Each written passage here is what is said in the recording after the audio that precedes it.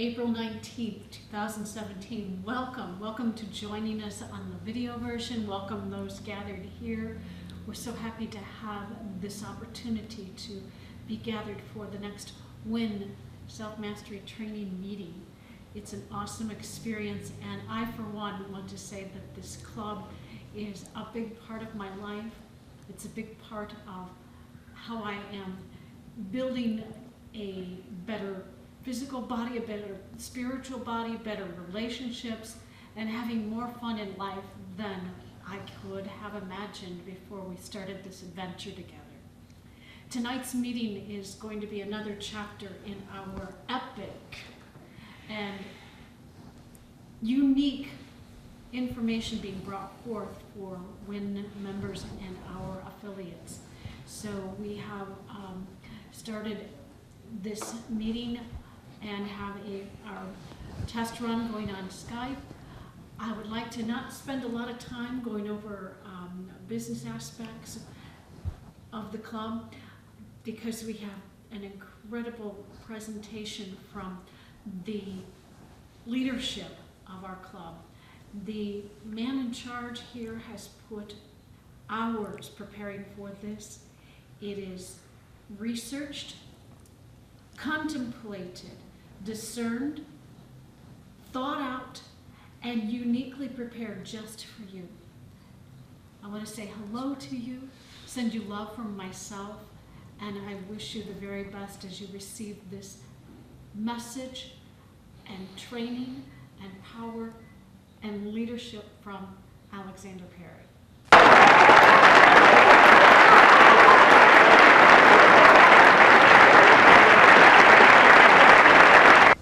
Well, thank you for that wonderful introduction, Dorothy. And hello, everyone here, everyone watching this video, all the WIN members, of course, and the world. The world and all those in it that will eventually see this video or be impacted by the information that's going to be imparted at this meeting tonight. It is the ultimate goal of this club to provide information to its members that will ultimately impact the world, impacted in waking it up, impacted in remembering what powerful beings that we are, you and I, all of us, and what responsibility and control we have, both individually and collectively, in creating virtually everything that we see around us. Not only in creating it, but in the ability to change it. To change it for the better, to correct the things that we find that are unacceptable, and to ultimately grow and expand and become more. And the message tonight, the information that I have to deliver, may very well be one of the most important to date. Now, over the last several self-mastery training meetings, I've detoured somewhat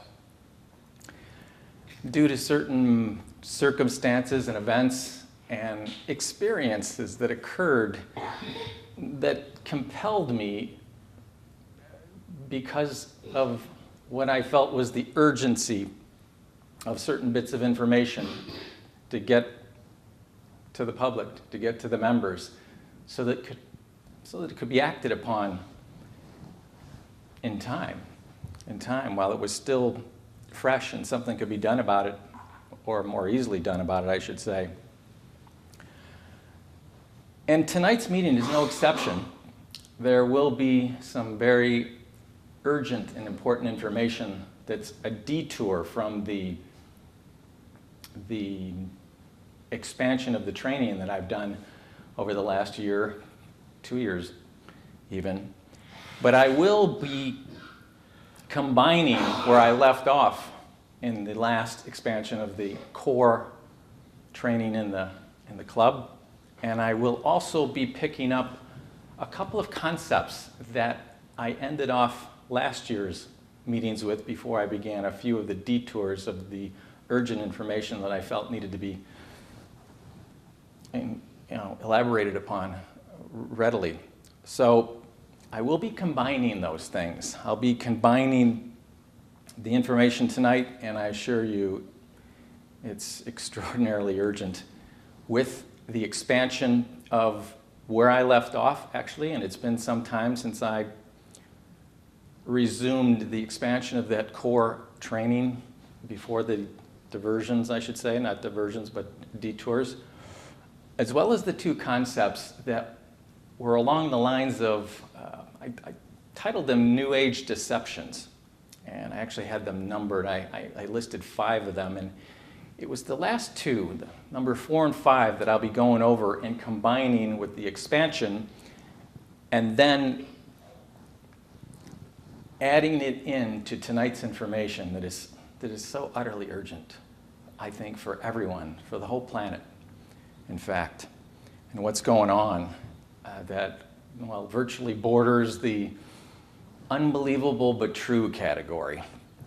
So I will take the concepts where I left off in the training was right around in the transcript online. It would be roughly, I have it at page 30, maybe 3 or 4 pages in addition to that. We were going over the point of origin, our point of origin, and how when you stay connected to that point of origin, how there is virtually no information that you cannot, well, tune into. There's no information that is a secret. There's nothing anyone can truly keep from you once you're connected to that point of origin, that source. And we've gone over that extensively in the training, what that is. And we were in the middle of an expansion before some of the sidetracking. So that's going to be brought up as well tonight. And those concepts are going to be combined with the New Age deceptive practices that are going on that are essentially attempting to influence the way people think so that they believe in something that will further the agenda of those that would, well, oppress them. And it's important to pick up where we left off in the training, because this will show, in fact, prove and fortify what we can do about it and the power that we truly have that, well, most don't want us to understand, that are in power and want to keep that power unjustifiably. So I will combine those concepts, which will give everyone a greater understanding of their ability and power to confront and defeat and change it. Again, not only change it, but change anything that they virtually find unacceptable or want to make better in their life. So let me begin, because I have an extraordinarily large amount of information to kind of, well, I'm not going to go into the most specific details of it, but I'm going to hit the basics so we have a general foundation and understanding before I actually, about 3/4 into the meeting tonight, I'll get to this unbelievably urgent information that I think is one of the most important things that need acted upon as soon as possible by virtually everyone on this planet.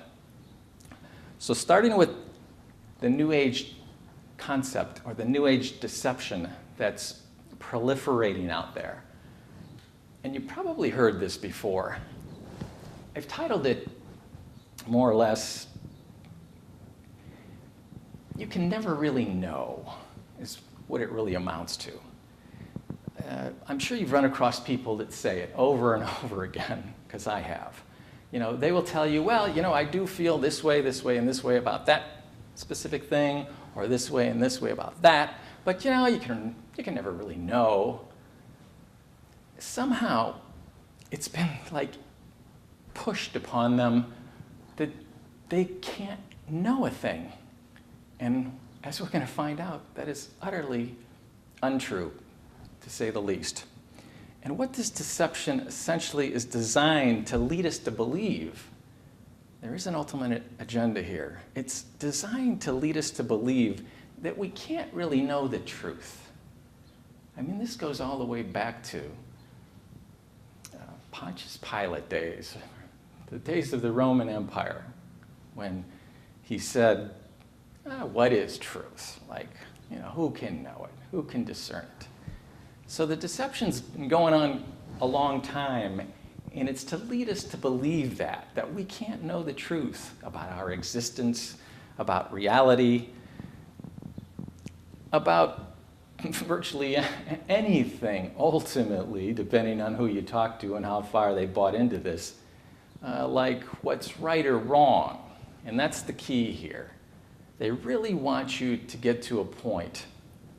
The idea is that how are you going to know what's right or wrong? It's all just a thing, they'll tell you.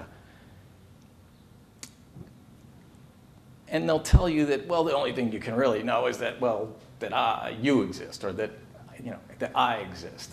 Like,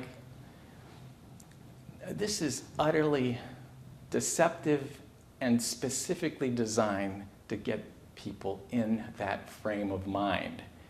And I'll get into why as I go on here. But to show you how deceptive and how untrue and utterly ridiculous that is, I'm going to transition into where I left off in the training. And I haven't picked this up since, I think it was last year around April, May. So it's been almost a year since I expanded upon this idea. And it's regarding our ability to know. It was the next training I was going to do before sidetracking and detouring into some very urgent matters that I think actually changed, possibly the election, possibly the outcome of this planet. We shall see. But it was necessary to get out there to empower people. And where I left off was our ability to know about our existence, about reality, about virtually any and everything. But you have to be willing to seek it out, this information out, to seek out and do the work. It does take a bit of work. It does take some effort to virtually discover these things. Or better put, and more aptly put, remember these things. Because there is virtually no secret that you, yourself, cannot fully and completely find out about. Now, since this information I'm about to cover in this meeting is so urgent, I think for virtually everyone on this planet, when we'll most likely be releasing this video to the public. It will be the first we've ever released of one of these meetings. And we're contemplating or considering doing so because we feel that it's our responsibility and it's our duty. And it's our contribution to virtually everyone's freedom all over this world. And before the end of this meeting, I think you may very well agree that the freedom of everyone on this planet is at stake, as well as the humanity of the human species, these human vehicles that we travel around in. So, for the sake of those non-members that may view this video, and I will go over this with the membership, I will get some feedback once we do put this on video, and those that aren't watching it via Skype tonight or aren't here tonight, but watch it after we do get it posted on site, I will ask for feedback. I will hold off until then before we actually make this public. But it's a good possibility that we will. So in that we may do that, very well may do that, I'm going to do a brief overview to get those that aren't WIN members that may watch this video to the point where I left off in the expansion, so that, well, what I want to say to the public that may see this is that I'm not going to get into every specific detail. We just simply don't have that kind of time in this meeting. It's probably going to go a couple hours as it is, possibly 3. But I will get into the general overview of how we're arriving at the conclusions that I'm going to state as essentially absolute or true. But know, and this is to the public, again, I'm going to catch you up to speed with a summary of things and a general, specific few points that are necessary to get you to the conclusions we are about to arrive at, to use as a foundation for those to stand on once I impart this urgent information toward the end of the meeting here. But what you really need to know, and this is to the non-members that may view this, is that to fully and completely comprehend what I'm about to generally go over the basics of, which is the basics of the core training of the club, you really will need, very likely, unless you're extraordinarily, well, gifted, which I'm sure virtually most people are, but if you really want to completely understand the specifics and the exact process by which we arrived at these conclusions, you will need to listen to, if you remember and want to re-listen to it, or read the book. And we have released this training to the public. We've done it in book form, so it is available to you.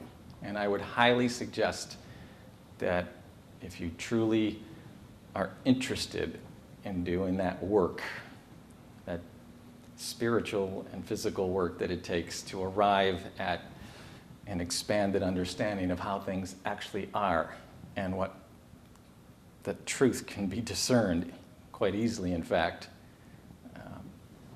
to read the book. I will put the website up here so you have it. All you have to do is go to the website. There's a banner. You can click on the book. You'll get a synopsis of the book, and you can decide from there if you want to purchase it or not. I'm not here to sell books. I mean, this video is about important information that, again, I feel is so urgent, and I will most likely release it to the public, and I'm pretty sure that the rest of the membership will give it the thumbs up as well. So the WIN site, if you haven't been there, is WINFDN. That's in the 10 code Foxtrot Delta November.com.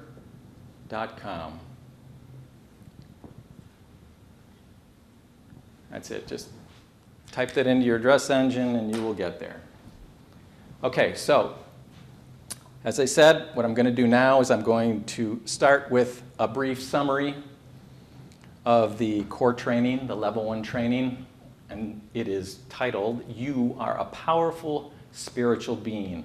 And just to quickly define that term spiritual, since it seems to have a plethora of meanings depending on whoever you talk to, I'm saying it and meaning it only in the non-physical sense. When I say spiritual, I'm referring to a non-physical sense.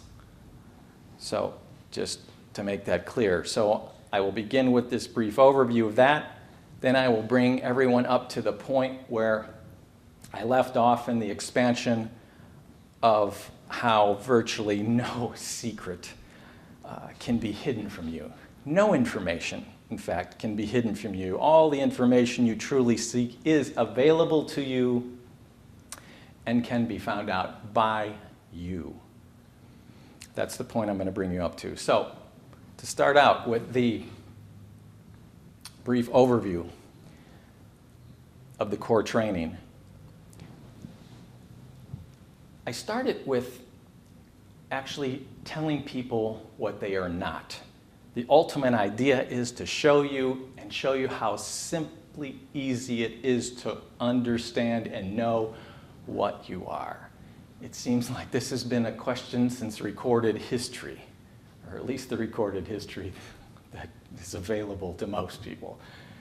And it's really a very easy question to answer and a very provable one. A very provable one, so this, well, you can never really know concept or idea that they want to push upon people is just so they truly don't take a look, because they will find out. And when they do, they will find out they are much more powerful and able to control and confront and collectively bring about changes that one would maybe think are impossible or extraordinary. So in the training, I started out with showing you what you are not.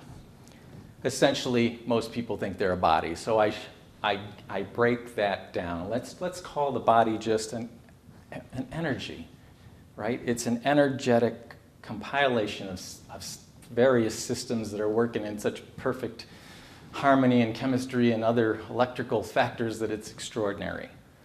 But what I've done in the core training is instantly show people that they are not a body and they are not energy, contrary to another popular belief. And this is quite easy to prove, because when you break down whether it's the flesh or any part of this body or organ or this table or wood or glass, it all breaks down to some configuration of atomic structure. Now, I don't need to get into the complications of the various atoms that get together to form wood or what this carpet's made of or what this flesh is made of, because when you really break it down, an easily simple explanation is that it's some configuration of atomic structure. So if we break it down all the way to the simplistic form of one atom, because it's some compilation of atoms. Most people know from the general, science in elementary school that an atom consists of, kind of looks like this, and it actually looks like this under a electron microscope. You have the electron, you have the proton or the positive charge, and you have a neutron. I'm trying to find different colors here. Okay, electron, proton, neutron. That's a basic atom. Could be any number of these things, and generally protons and electrons are matched in number. But what most people don't know about this structure is that this structure, number one, is nearly 99.999, 12 to anywhere from 12 to 36 decimal points out, depending on what physicists it is and how they're calculating the atomic structure that's under scrutiny. And to say that another way, an atom, the very thing that all matter is comprised of, no matter what kind of matter it is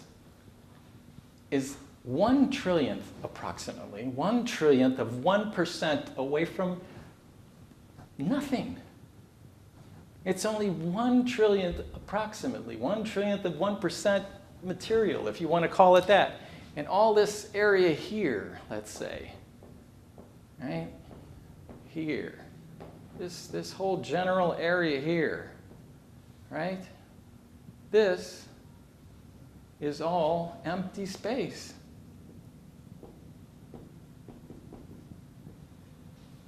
Or so it's been called. All right? 99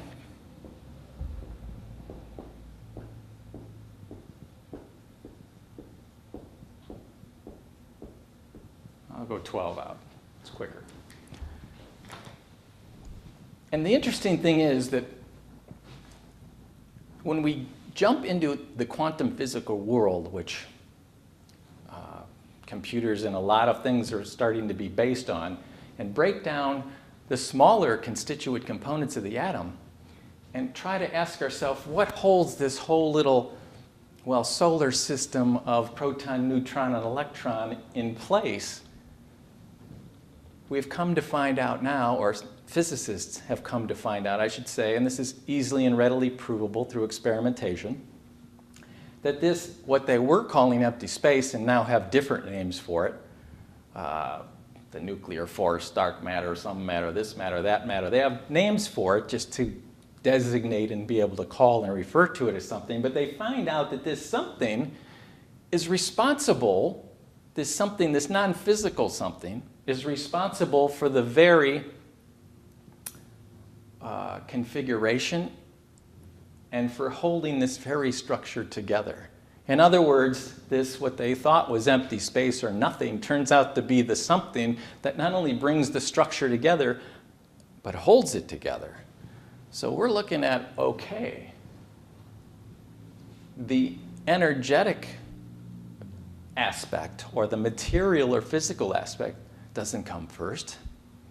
It's the non-physical aspect that brings it into a configuration and holds it there. So we can readily know, well, we can readily know through a couple of simple sounds, logical reasons that, number one, we know, and I've demonstrated this has been demonstrated over and over again, that energy does not create itself.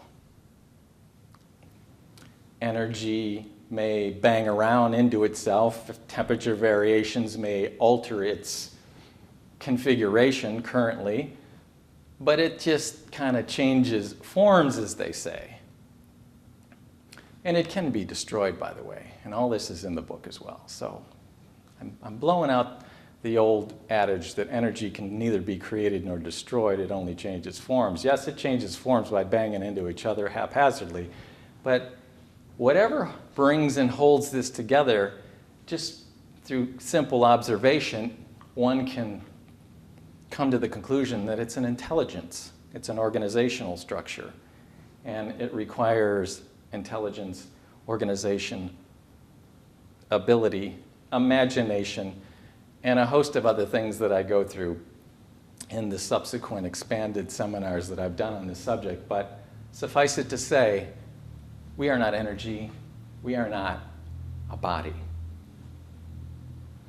But we may very well be this something that's behind the scenes that, in essence, pulls and holds it all together.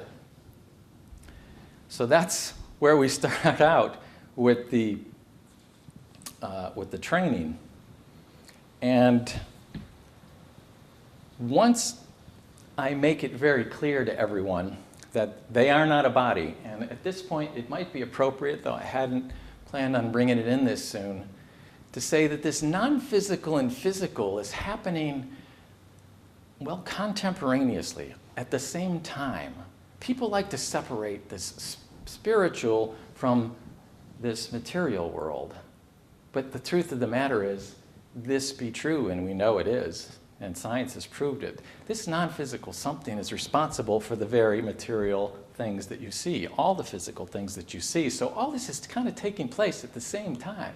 You're having a spiritual experience right now in these physical vehicles. In fact, we're going to get to the point where you know that what you are, the non-physical what you are, the awareness that you are is pushing around these bodies, that is making them function just exactly the way you want to, and they exist only for that, really that purpose. It gives them purpose. It gives energy a purpose to be here. And again, I'm going to get to that, which is why I continually emphasized reading the book to get the specifics of how I'm arriving at these conclusions. If I had time, I could probably go 24 hours with this. But again, for the sake of this meeting, I've got to keep it short, and I've got to make these conclusions, and for now we're just going to assume that, well, we're going to consider them a verifiable truth. And I'm telling you that you can verify it through what has been written or just looking into some of the things that I'm telling you now. So know that this spiritual or non-physical and physical realm is occurring all at the same time, and I'm going to go as far as to tell you that, or suggest to you, that the physical is truly a reflection of what's going on behind the scenes. What you see is really a reflection here. And it's created, as far as this world goes, both on an individual and collective basis. These whole huge worlds. This one, anyway, we're dealing with this one for right now, is certainly a collective agreement. It's not to say that you don't have individual input and your own specific world or realm, if you will, but certainly there's a collective activity going on here. So in the training, once I show everyone that they are not a body and they are not energy, and that everything that we would call or term energy or having some atomic configuration or structure owes that to whatever the something, the non-physical something is behind the scenes. So now it's a matter of kind of reverse engineering, which is what we do in the book. Now I go through a lot of history in one of the chapters before we embark on that reversal, and how this is not a new concept by any stretch of the imagination, and it won't take much research to discover that. But I start at this point taking people backwards. Okay, so if we start with a body, and we know that there's something, this intelligent something pulled it together and holds it together, then all this is really a consideration by that something. So if we go from the material to the consideration, we know that something had to be a considerer to consider the thing that you are now seeing. So we go from the material, and normally I have a demo here, but again, for the purposes of time, I'm going to say it. Please follow with me, get the book, and more specifics will be in that as well. And for the members, I've gone over a huge expansion in several demonstrations of this in the videos and the seminars, and as well as these self-mastery training meetings. But going backwards, material, consideration. Before the material thing, we have the consideration. We have the intelligence behind the very configuration and structure and holding it together. Before that, we have the considerer, whatever the considerer is, whatever that something is that's able to consider things. And before consideration by a considerer can be even considered, well, it has to be conscious. So we have the material, the consideration, the considerer, and a consciousness or an awareness that's able to do that. And if we go one step back from that awareness or that consciousness, well, a step back from consciousness would be to unconsciousness. And if you want to say what's before unconsciousness, one would generally go to the term nothing. And I go through extensive measures to show how simple it is to recognize that there is no way that a nothing or no thing state could ever be. Because if there ever were such an occurrence, it would be something if there ever were, but if there ever was such a state of no thing, nothing could come from it. You wouldn't see all this, and that we do see anything, we know that there could never have been no thing from which it couldn't have came from if there were no thing to come from something, no matter how many changes it may have went through to get to a certain point. So in the training, we take you all the way back to nothing. We show you that nothing couldn't have existed, or we wouldn't be seeing something, which we are, whatever you want to call it. I don't even care if you call it an illusion, because if you're having an illusion, that's something. Something came from something for you to have that illusion, and you couldn't be nothing contemplating an illusion or a something if there wasn't something to do that with. So we take it all the way back, and we realize that something's always been here. And we're going to term that source, or the point of origin, where everything came from. And I'm going to demonstrate that, because these concepts are going to require a bit of demonstration so that they sink in, and to further the point that I have to make from that juncture. So if we consider that something's always been here. And we know that it has because otherwise there wouldn't be anything. And call that source. And let this represent source. So we have a source from which all things came or occurred, or a point of origin. Now,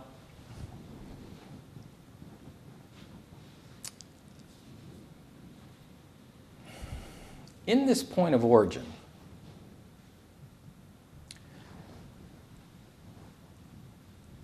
source is everything. Source is all there is. There is nothing else. And this awareness, or source, or conscious awareness, being source, would know if there were other awarenesses to communicate with, because they'd be in communication. But source would know, this is it. This is all there is. I am everything. I want to become more. I want to be more. I want there to be more.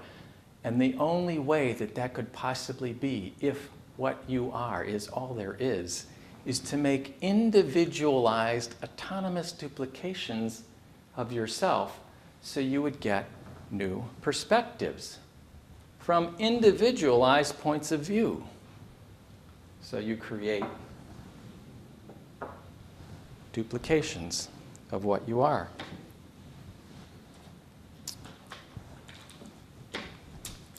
Get out a little. And as long, get little connecting things here.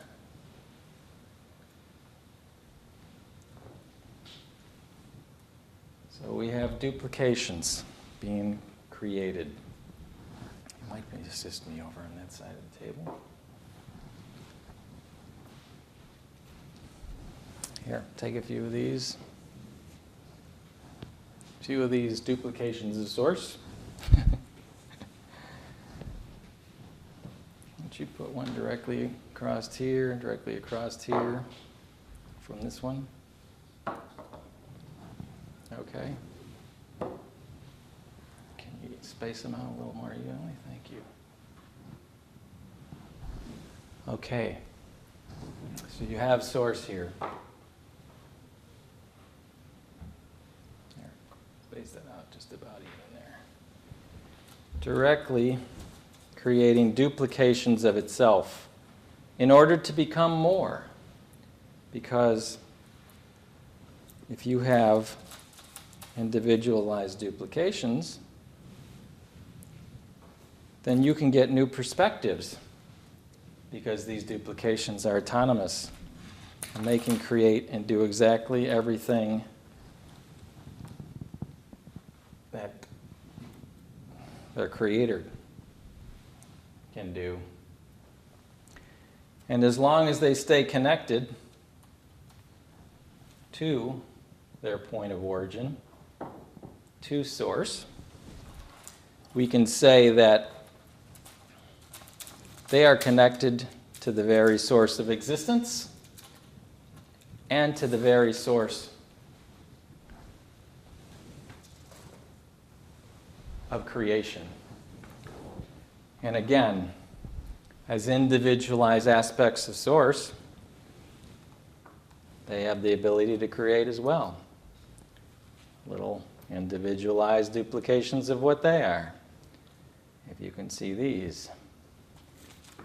And so on, until you have this huge amount and various duplications and aspects of what you are all over, well, the universe, if you want to use that term. And this gives source perspectives, new perspectives, and this, of course, goes on and expands. And if the initial axiom that I suggested you, for the moment, assume as a verifiable truth, you will realize that as long as these stay connected to source, source has, since they're autonomous, by the way, since they're sovereign, they have the choice to stay connected or not connected. But as long as there's a connection to source, there's a connection to all the individualized duplications of source, you and I. And if that axiom that the spiritual and the physical are happening contemporaneously at the same time, and that the physical is a reflection of what's going on in the non-physical or spiritual world, then you will realize the physical actually is validating this contention. And again, the specifics of how we arrived here is in the core training in the book. If you want to understand it more fully, read it. And if you want to understand it even more fully than that, you would have to have access to the videos that the members do. So if this is true, then there should be some physical validation of this. And I don't know where you're at with the basics of science, but everyone's heard of the Big Bang Theory, where there was this Big Bang and everything's been moving out and expanding ever since. And they have these devices known as spectrometers, where they go to a red or a blue end of the spectrum, which denotes whether things are moving away or coming toward. And when they pointed this spectrometer out to the most distant light year areas that they could point at objects, they found out that the whole thing was expanding. And this is how they actually came up with the Big Bang. They figured, okay, if it's all expanding outward, well, let's take it all back into one big ball. This is how the Big Bang Theory came up. I'm sure most everyone's heard of that, and that's how they derived it. So there is some physical evidence here that source decides, I'm all there is. I want to become more. I would imagine that idea out of the very source of creation is a big bang. It's a, when you get a great idea, it's kind of like a wow, bang, boom. Okay. Now I got to get to the next point before we get to the main crux of the urgent information that I truly want to get to folks tonight and get to some of these other concepts before I do. Remember, in order for these to be duplications, they have to be autonomous, meaning they have to be self-governing, sovereign, able to have free will and choose if they want or do not want to be or to be connected to the very source from which they came. It's almost like, some children decide, I don't like my parents anymore, if you will, or my parent, or, well, parents, there would have to be parents involved in this plane of existence, and they break from it, and they may never communicate with them again, to give you an analogy in the physical realm. So some of these duplications may have bought into some of these New Age concepts that are being pushed, and the next one especially, that I don't want to be a part of this. I want to be the only one. So let's say this breaks the connection. Now know this, as soon as this connection is broken, it has essentially broken the connection from the very source of life and the very source of creation.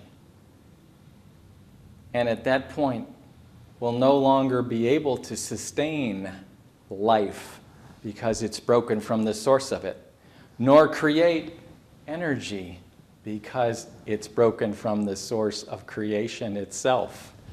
And as soon as that happens, as soon as this disconnects, this is probably a more accurate description of what it'll look like.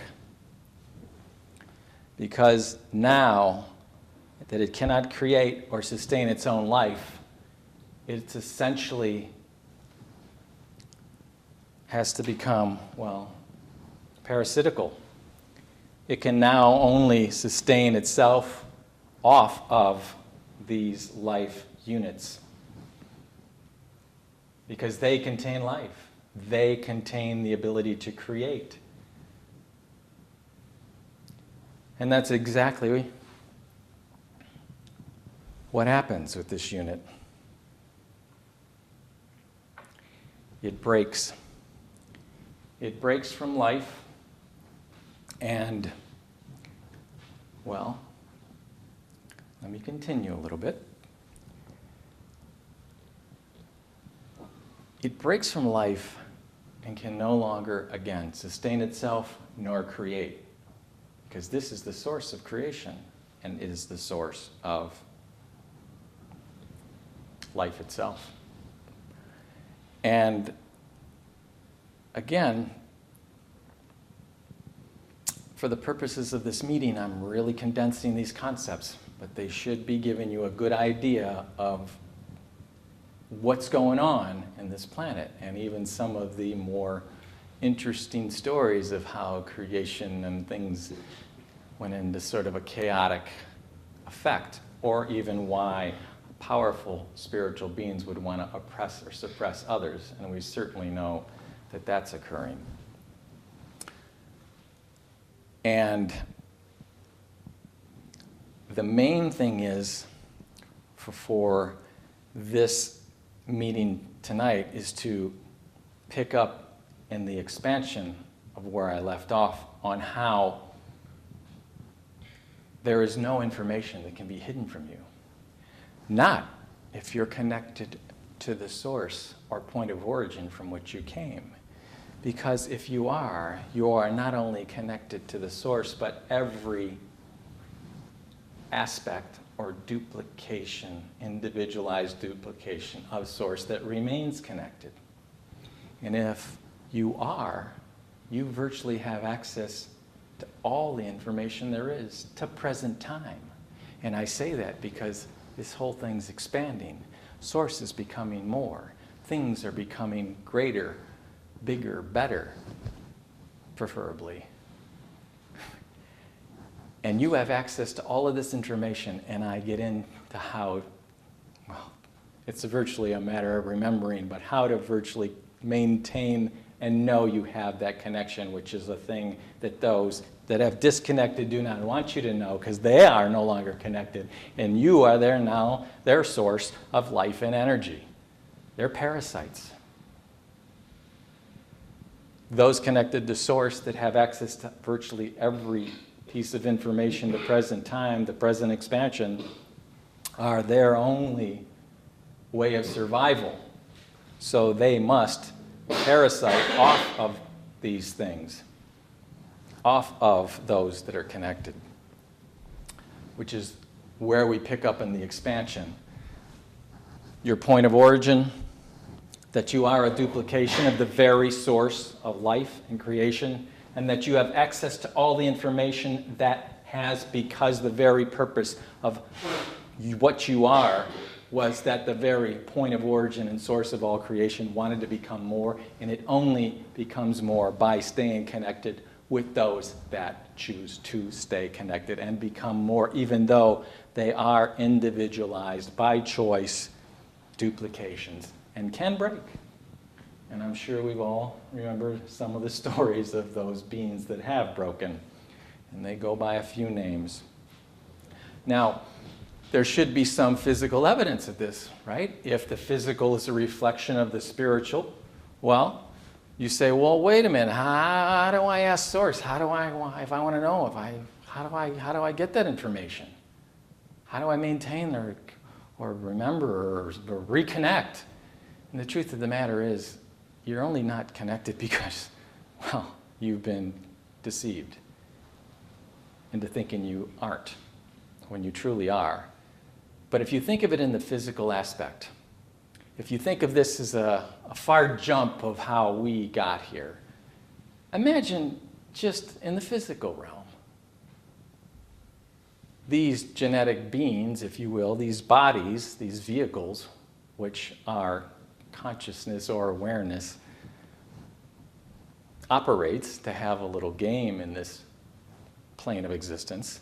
Well, if a male and female, and these are the natural order and laws of this game board that we're playing on, come together, they can create a duplicate body.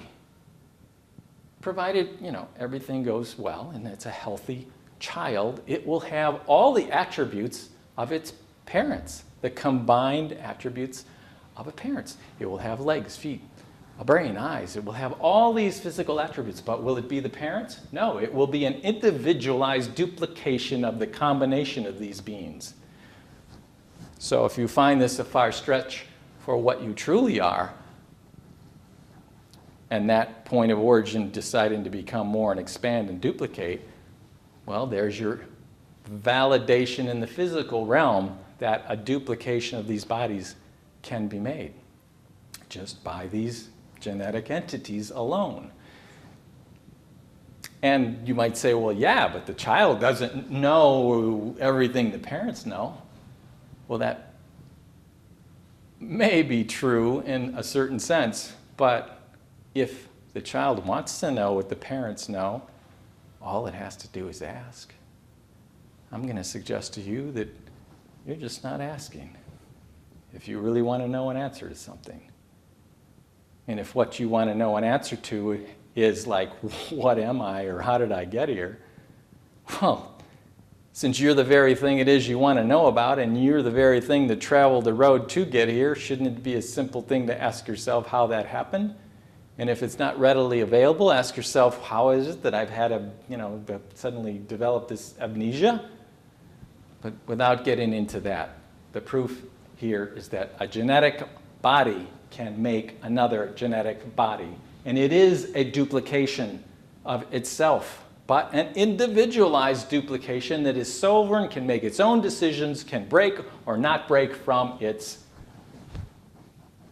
creator. So we see that so long as one stays connected to their point of origin, they are connected to virtually all information. And that those that have disconnected from their point of origin and creation because they bought into something about like they want to be the only one, well, they are now disconnected and have become parasitical. So this completely shows you the falsehood and the fallacy of you can never know, because you can know. There's no child that would ask a loving, sane parent a question that would assist it, that the parent wouldn't give. I recall the story in the New Testament when the disciples were talking to Jesus, and he said to them, they were asking him questions, and he said, well, if you ask the Father for a fish, will he give you a stone? Of course he wouldn't. Of course a sane parent would not do that. And anyone connected to Source can ask as well. And again, this is not the meeting to get into the depths of how simple it is to ask and receive information, but I can assure you, having done it many times, that it is viable and totally true. The point here is that we have these disconnected beings. And the point here is that connected to our point of origin, we're connected to all there is. Belief isn't really even necessary at that point. You know. There's a knowingness. You know. You ask, you know. And again, you'll receive as much as you can possibly take in. And you can expand that connection. So this blows out of the water completely the idea that you can never know the truth, because you are in the embodiment of the truth. You are the very thing that you want to know about, and connected to the very point that creation occurred. And you can rest assured that that is in there. That is in the memory that you have access to. All right, so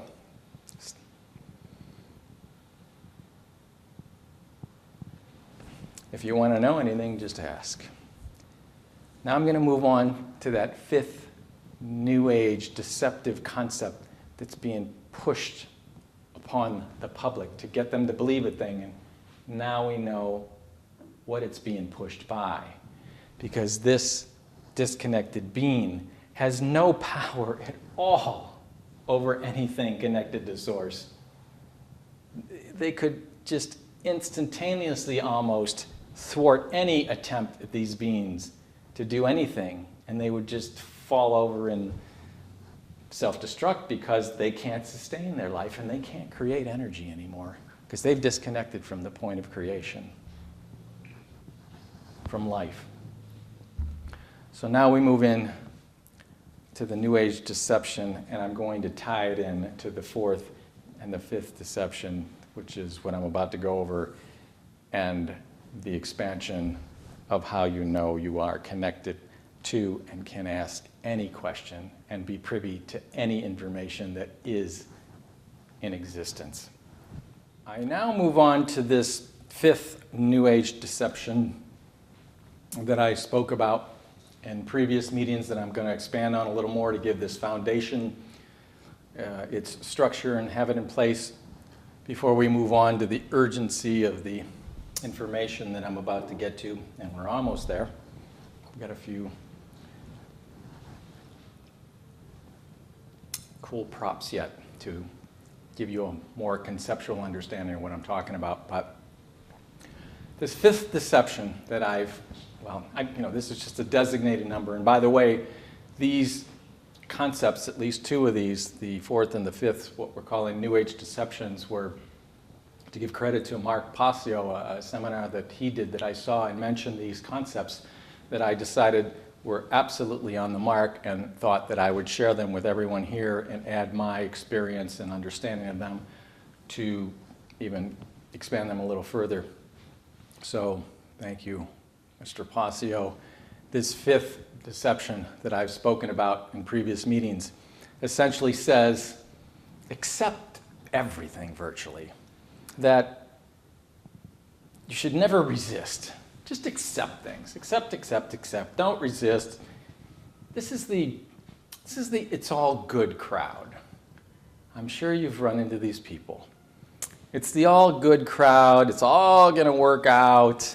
There's no right or wrong. Don't try to change anything. It's all happening perfectly just for a reason.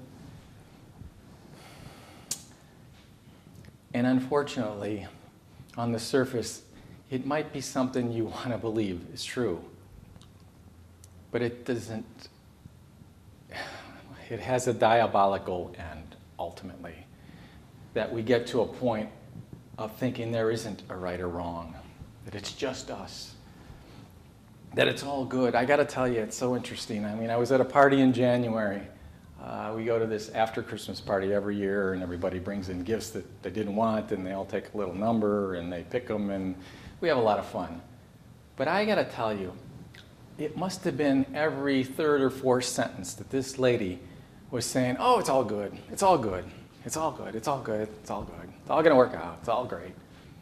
And I noticed it comes a lot out of folks that have been going through some kind of crisis, lost job, lost relationship, lost something, because, and it's understandable, they certainly want to figure this out. Like, why is this happening? This is horrible. What did I do to cause this? I did, they can't, they want to make sense of it. So this it's all good thing seems like a nice thing to grasp onto, but ultimately it is meant to get us to buy in to thinking and not confronting anything that we see in this world, in this collective agreement of creative game here that we've come together to play. To not confront anything that's off or wrong. And that's really because those that would oppress us and use us like parasites, and like most parasites, they're very stupid. They're like cancer cells. People say, oh, no, that can't be. Oh, really? What's a cancer cell? You can't catch it. Really? Right? But what's it do?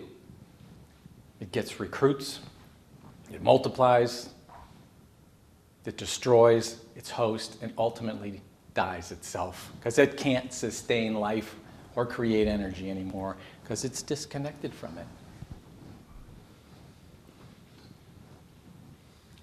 This is the big deception of this concept. They don't want you to challenge what they're doing.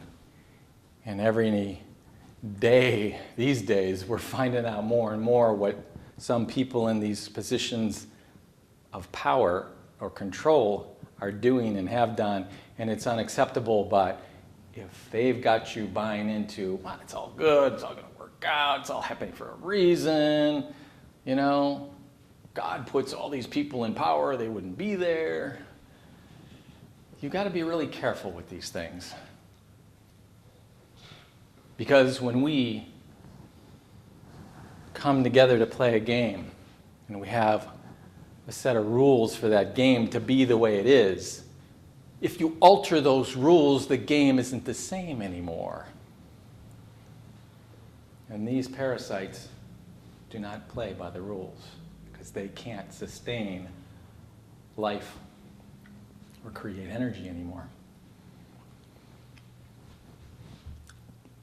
Some people even go so far as to say, well, you know, hey, no, don't even say anything. I don't even want to hear anything negative. I don't want to hear it. I don't want to hear it. It's all good. It's all good. Accept it. Never resist it or confront it. Forget about it. I would like to refer to them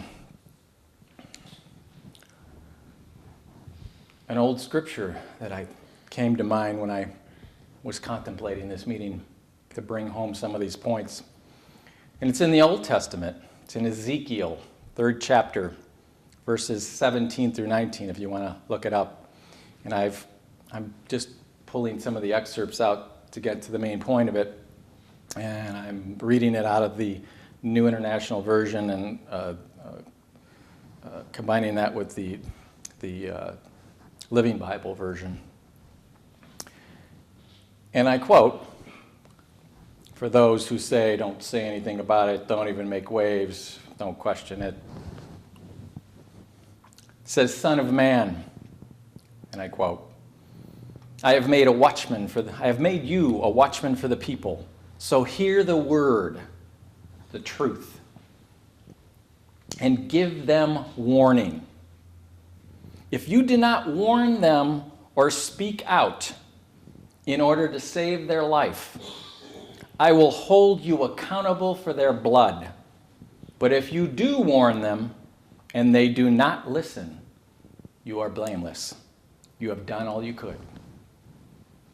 So here we have a very old writing talking about how one, if they see something that is going to cost the life of another or harm another or is absolutely wrong and out of accordance with the natural laws that were established to make this game viable in the first place, that they are obligated when they find that out, when they discover that, to speak out, because they may be the only one that sees it. What good is a watchman on the wall if he doesn't tell you when, well, trouble's coming? Said if you don't speak out, he'll hold you accountable. You are accountable. So much for accepting everything and not resisting. I have another quote here. Back in, I think it was like the 1700s. Edmund Burke. He said, the only thing necessary for the triumph of evil is for good men to do nothing. And this has been quoted by several presidents. Kennedy's one of them. Mr. Burke understood. Ezekiel, a few thousand years ago, was telling it like it is. These folks didn't buy into it's all good, that's bad, and I'm going to say something about it, and we're going to change that because it is jeopardizing the whole game for the beings that want to become more, not the ones that want to self-destruct and die. Go ahead. Stay out of this universe, because this universe isn't made for self-destruction and death. It's made for life and expansion, at least this world. And I'm going to share something with you that I know almost virtually everyone watching this could probably relate to. It's called the Serenity Prayer. Everyone's heard this prayer. But my guess is that everyone hasn't heard the original. They've heard the altered version. The altered version that comes from those that buy into, I'm the only one. You can never really know crowd. It's all good. It's all going to work out. And if I can't work it out, since I can only know that I exist, I can't know that anything else exists, or that existence exists, or that truth exists, or that right is wrong, or wrong is right. It's these folks. You can't have an attitude of it's all going to work out and it's all good. If there is a right and wrong, there's got to be things that aren't so good, that are wrong. And wrong in the sense that they break the very natural laws that hold this whole thing together. Let me read this to you, because I know that probably no one here has heard the original Serenity Prayer. And all you got to do, you don't have to take my word for it, it was written by Reinhold Niebuhr back in the he existed. He was born in 1892. Just look up original Serenity Prayer. Type it in any search engine. You'll get the original. Because I know the one you've heard. The one you've heard says, God, grant me the serenity to accept the things I cannot change, the courage to change the things I can, and the wisdom to know the difference. That's the one everybody's heard, right? You know a different one? Guess what? That's a total edit. And let me show you the original. Let's look at the difference here. The original says, God, give us the grace to accept with serenity the things that cannot be changed versus the things I cannot change. Now, obviously, Edmund was a very spiritual, not Edmund, but Reinhold here, Mr. Niebuhr, was a very spiritual individual. He understood what he was. He understood that there were certain things that cannot be changed. These were the natural laws and orders that were established to make this game what it is. Not just the things I cannot change, because per individual and wherever they're at in their mindset, some people can change very little and others can change a lot. But ultimately, he's talking about altering the source-established collective versus individual creation. And in his next verse, watch this, the courage to change the things that should be changed versus the courage to change the things I can change. See how we're going to this I stuff? I'm the only one. I want to be the only one. If I can't do it, it can't be done. Nothing exists outside of me. Can't really ever know the truth. It's all good, crowd. They altered this. Then listen to the last verse versus what you've heard.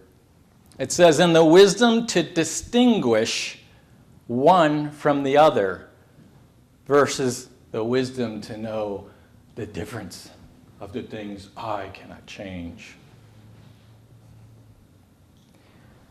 Check the difference out here. Here's the difference.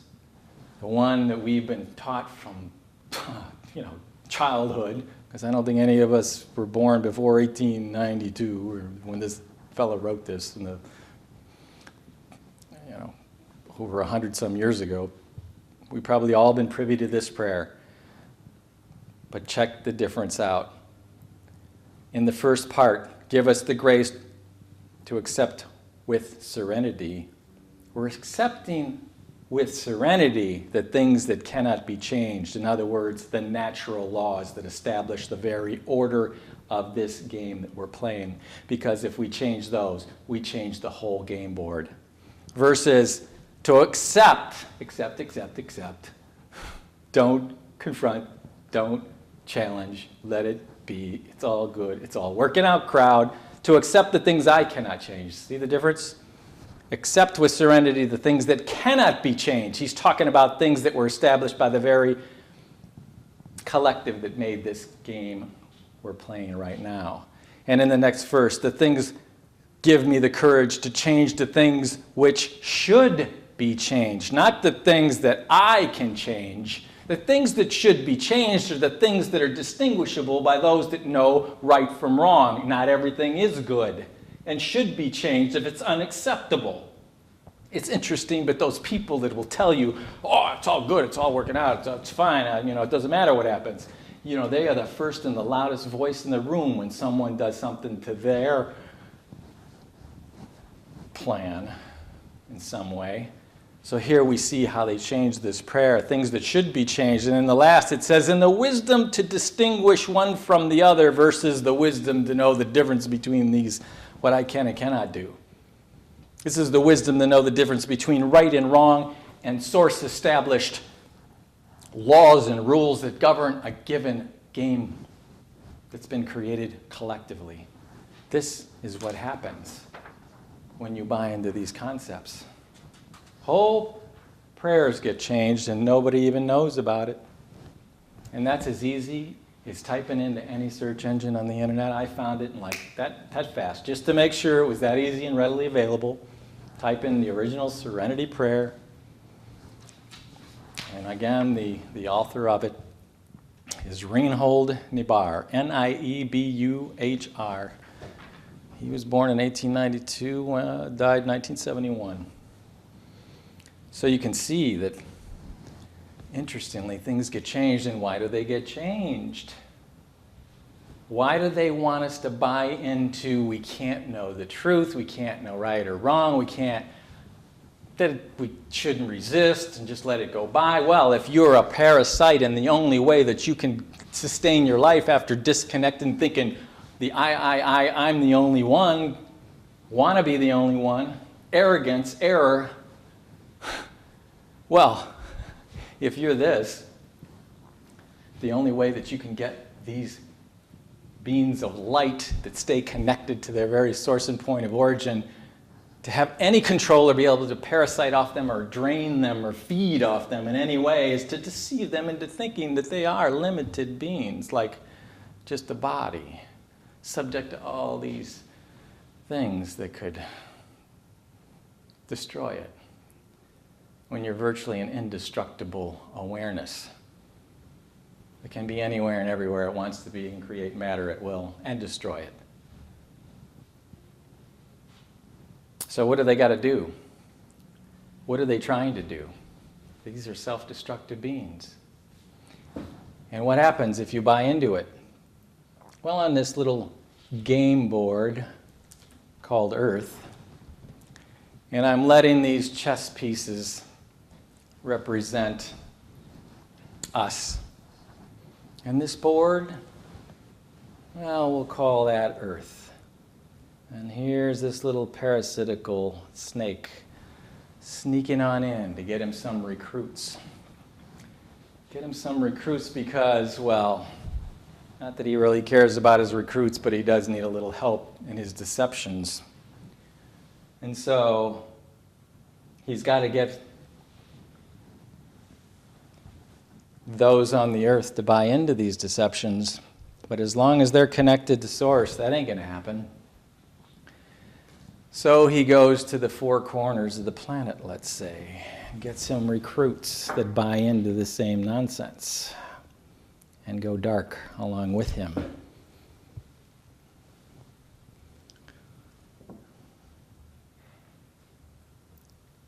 And now he has his little crew here. Now, before I get into that,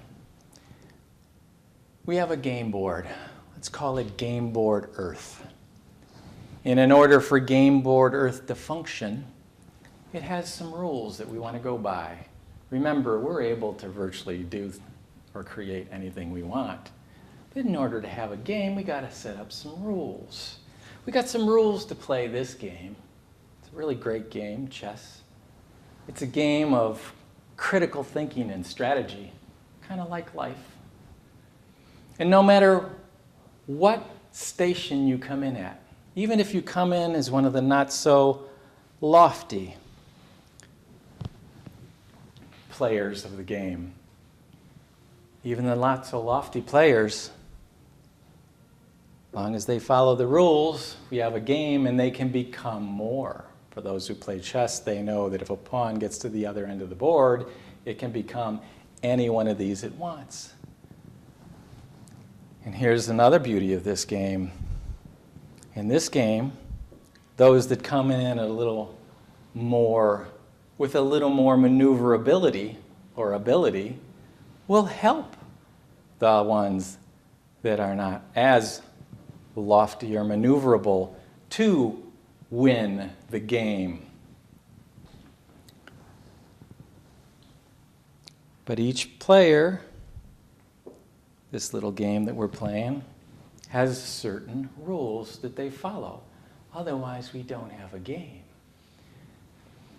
If we've got a player on the opposite side of us or in the background that wants to do the critical thinking for us, tell us how to think, or wants to control us, there's no more game. If I'm playing a player and suddenly they are all corrupted by this, well, they can change the way their pieces move at any point in the game. That makes the game no fun. That ruins the whole game, doesn't it? The whole strategy of the game is no longer over. They're trying to change the game into a centralized parasitical controller that will destroy the whole board and every player on it and what they are. And we know they've gotten their recruits from the four corners of the planet, if you want to talk about that, if you want to look at it from that perspective. We know that by looking at some of the powers that be, that think they're the powers that be. And we know their key method of staying and maintaining their power, or even getting these light beings to vote for them, is through deception and lies. But again, the beauty of this game, the beauty of it is that no matter how you come in, lofty or unlofty, you can become more, kind of like life. And the players that come in with more maneuverability or ability, and we all have our positions. We have kings here, queens here, bishops here, knights here, and pawns. But pawns aren't readily expendable. No one would expend any, no side would want to lose a pawn if it could help it. And it will back up all the pawns and everything else as much as it's necessary to become more and win the game and play the game. This is about playing the game. But as long as we play within the parameters of the rules, everybody truly wins. Everybody becomes more in this game. But know that if you allow this in, it will change the whole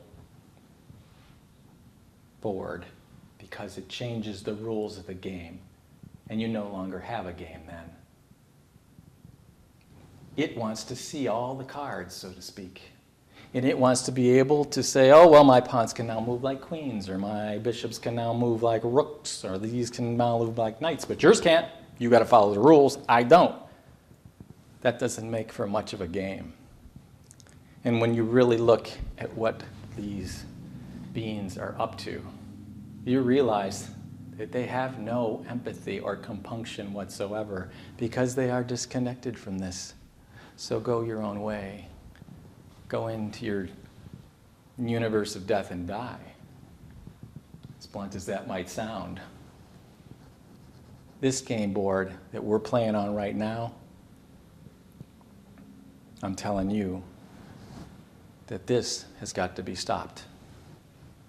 That this is not good, not right, not conducive to the rules that make this game what it is. It's trying to make it a whole nother game. And if it does that, this is all gone. It's a whole nother game then. And it's a world I'm sure you don't want to see.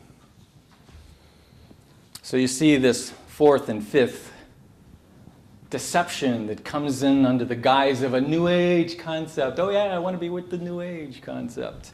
Is really a deception, a true and complete deception. So you don't look at what these beings are doing. If anybody got a parasite stuck to their arm, would they say, oh, it's all good? Yeah, it's got a right to live. Let it suck the life out of me. I don't think so.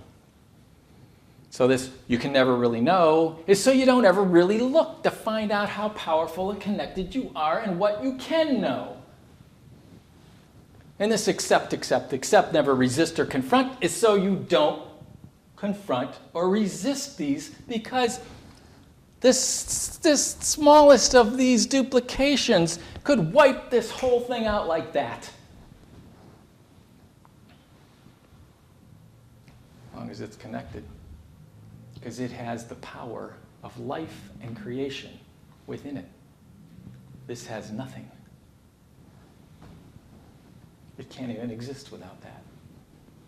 Just like a parasite or a cancer cell can't exist without its host.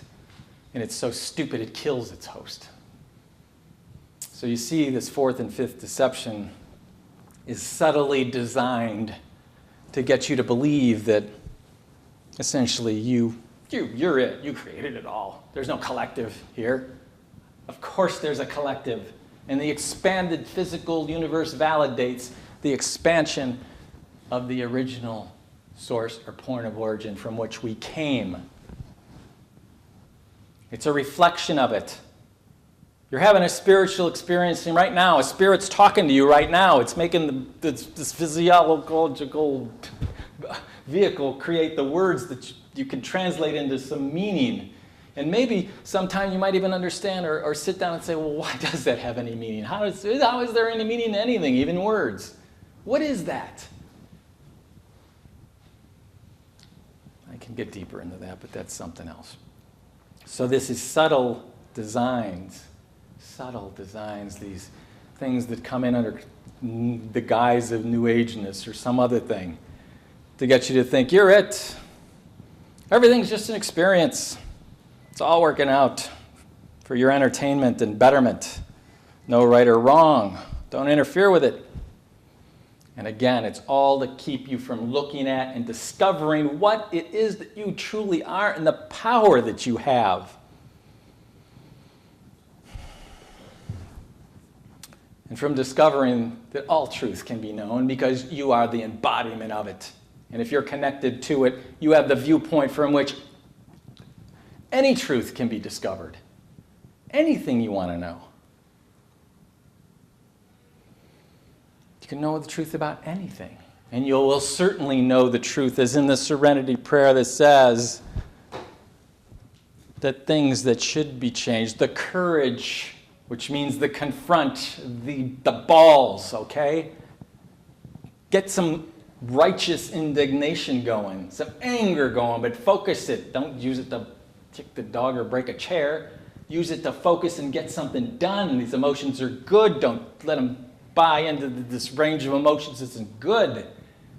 There's something that's good that they say is bad. They say that bad is good, what's good is bad. Yeah, all right, okay.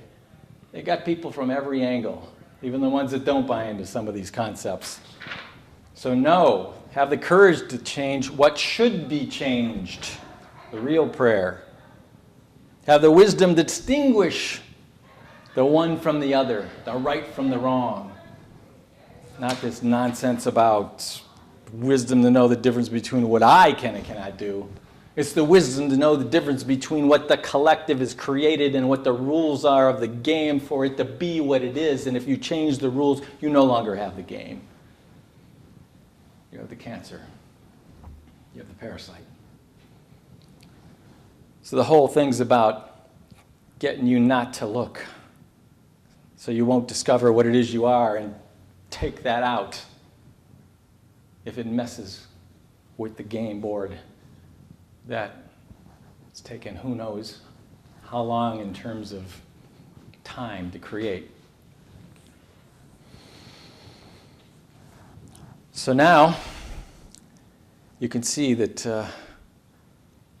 the very existence of the world as we know it is it's dependent on staying connected to the source of life and the source of creation and recognizing what the parasites that have disconnected, the cowards that just didn't have what, they didn't have it. They didn't want to put forth the effort it took to play the game.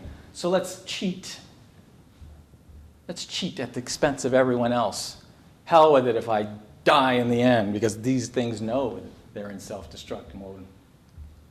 At least they ought to. They may have deceived themselves into believing they're not. But at either rate, they know that they have no empathy, that they will take out anything and anyone to achieve their ends. They don't think in expansion terms.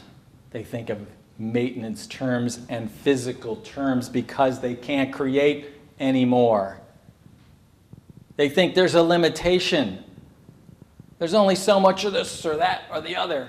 That's crazy. This collective here, it could create as much of anything as it wants, anytime it wants. It creates these games to enjoy eternity. And this disconnected beings, aspects, will let them go disconnect into their own destructive universe. Stay out of this one. But of course they can't, because they can't sustain their life and they can't create, which is why they hoard and they tell you to do the same and get you to buy into concepts. And I'm going a little further than I want to with this. Now I'm going to take this and transition a bit. Now that you realize that everyone's, well, freedom truly depends on recognizing what it is you are and the power that you have. Now, I've covered in past self-mastery training meetings these obvious things of late that's been going on, these gender wars, getting men and women to argue and fight amongst themselves. And why would they do that? Quite simply because when a man and woman and the masculine and feminine side are in balance and in harmony with each other, they don't just become twofold strong, they become exponentially strong, 10+-fold strong. They don't want that. Let's break that up. Let's mess that up. Let's mess the whole gender idea up. Let's change natural law. And what does that do? Destroys the game board. I've gone over this social engineering that they do. I've gone over this chemical onslaught. Virtually everybody's aware of that these days. The chemical attack. Ultimately, to make this populace docile, to accept everything, not be able to even confront it if they wanted to confront it. And know that only the things I can change. The altered serenity prayer. So the whole thing's about making things easier to control. And now I'm about to get to one of the most important things that I think is going on right now on this planet that just has to be confronted, has to be looked at, has to be talked about. And what I'm about to bring to your attention, I think it's the topper of toppers. And I think it's coming in under the radar of most people. Because it's coming under the guise, and it's always a deception. It's coming in under the guise. It's coming into this aspect, disconnected aspect, the guise of life and changing or life improvement technology. It's coming in under that guise, under that facade, but behind that facade is black goo. Because in fact, what I'm about to tell you is not life improving or enhancing. It's virtually life diminishing and destruction, just the utter destruction of self-determinism. And remember, the only way they can control you, control a connected being, knowing what it is, connected to its very source and point of origin, is to convince them that they are limited in power or ability, that they're just a body, some form of energy. And the only way they can get to you, the only way they can get to you is to get you to believe in a lie. And that lie being that your power and abilities are limited. So let me now share with you what I consider one of the most insidious and dangerous agendas that's currently underway on this planet. And it's insidious and dangerous to not only our freedom, the freedom of everyone on this planet, but humanity, the human form itself. And let me tell you that I have to say that this is one of the most diabolically crafted mind assaults. I have another word for it. But it's one of the most diabolically crafted mind assaults and thought control efforts that I have ever seen to date. And it's done in a way that gets you to willfully, it gets people to willfully give up, even invest in this enslavement and dehumanization of virtually everyone on the planet. It's extraordinary. I have a report here. Came in my email, I don't know, a couple of months, about a month and a half ago, not even. And it came from a pretty reputable research investment type firm that, lets its subscribers know what they feel and have researched to be a pretty good possible investment opportunity. And this thing was actually, I don't have it all here. It's like I printed it out, double spacing. It was almost like 52 pages long. So what I've done is I have 12, 13 pages of it printed out, and I've highlighted certain excerpts that I'm going to read to you, which will be enough to give you an absolute understanding and idea of what they're up to. And prepare to be amazed. Now it starts out, it's got a big caption here. You can kind of tune in maybe a little bit of that. And it reads, "Warning, George Orwell's chilling prophecy is fulfilled, 1984. Now, most people know that George Orwell wrote a book called 1984. It was published in 1949. And essentially what Orwell was saying is by virtually 84, a short period in the future, it was published in 49, so what is that? 35 years later, he predicted that this whole planet would be under some type of surveillance and dictatorial, tyrannical control. And it goes on to say here, and this is interesting, and this is also all planned. Remember, this whole caption is to get the emotions going initially before they start getting control and embedding their suggestions and thoughts into your mind.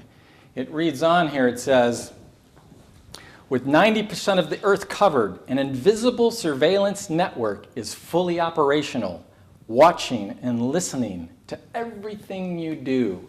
And it's got down here in red a quote from CNN. "It aims to monitor everything," quotes a reporter from CNN. And this is real. This came from a respected investment research firm. To sell something, to sell an investment, your dehumanization and control virtually, as you will see. I read on.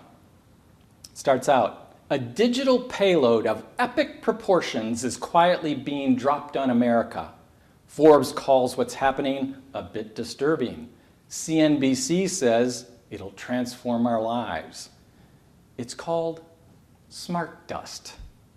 And it's widely proliferating around the globe, especially in the United States." Now, before I read on, I want to share a couple of things that really drive and bring that home. Now, in this agenda of theirs, you might have noticed smart dust. You'll notice that everything's getting smart these days, this technology. You notice that at first they kind of got you to hold these technological things in your hands with cell phones, get you to carry it around, get you kind of used to it, get you kind of hooked on it. I think the psychologists even got names for it now. Some anxiety people go through if they forgot their cell phone at home, or they find themselves in the store. "Oh my God, I left the cell phone in the car. I gotta get it. Well, they can't be without it. So they almost They start you out with something you hold in your hand, and then they move on. Next, they move on to something that, well, that you can wear on your body.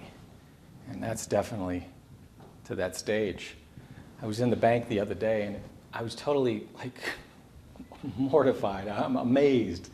I was cashing a check, and the teller's doing the check thing and what she does, the paperwork. I noticed she had a stylish kind of, it looked like a watch with a screen, but it was really slim and stylish, and I thought, wow, that's I haven't seen one like that. I said, is that a phone? She goes, oh, well, yeah, but it does a whole lot more. And she clicks it, and virtually the whole screen lit up, and she's saying, oh, look, it tells me this, this, and this, and look, it told me I slept 8 hours straight last night, and I only tossed and turned for 5 minutes. I said, it told you that, did it? She says, yeah. I said, you and everybody else.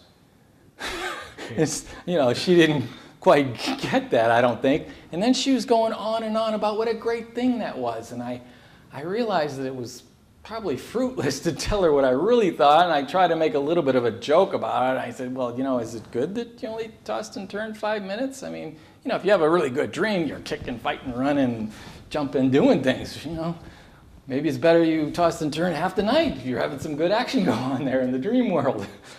But she didn't quite get that. And then it kind of got driven home even further when I was talking to someone else I've known for a long time, a lady. And we were discussing a little bit of this stuff and this technology. I was telling her this story about the girl at the bank. And she goes, it's really scary. And I said, what? She goes, well, I'm telling you, this ain't a single thing. She says, it's happened to me 3 times now. I was on the phone with somebody, or we had we had more than one person on the phone at the same time, and we were talking about going on on a vacation to the Bahamas or Cancun or something like that. And she said, the next thing I know, I'm getting all these ads for deals on going to the Bahamas or Cancun or whatever. And I'm saying, wait a minute. You said you were just talking on the phone, right? You didn't, because, everyone knows you type this stuff into the internet and all these ads start popping about similar stuff that you were trying to buy or look into. That's pretty known. That's scary, but this takes it a bit further, doesn't it? Isn't it supposed to have once upon a time you needed a court order to listen in on one's phone call, and only could you even get this court order if there was some really strong evidence of something criminal going on. And most people don't even know, but when the authorities, the FBI, the other ones, they are even instructed in these court orders that if you're listening to phone calls and they get into a bunch of personal stuff, you're supposed to shut the tape off. You're not even supposed to listen to that. Only the stuff that has some bearing on the criminal investigation going on. But she assured me, and I know this is reliable, because I've known this person a long time and they just wouldn't make this up, that they are obviously listening to our phone calls now. No court orders, no nothing, totally connected. A little bit frightening.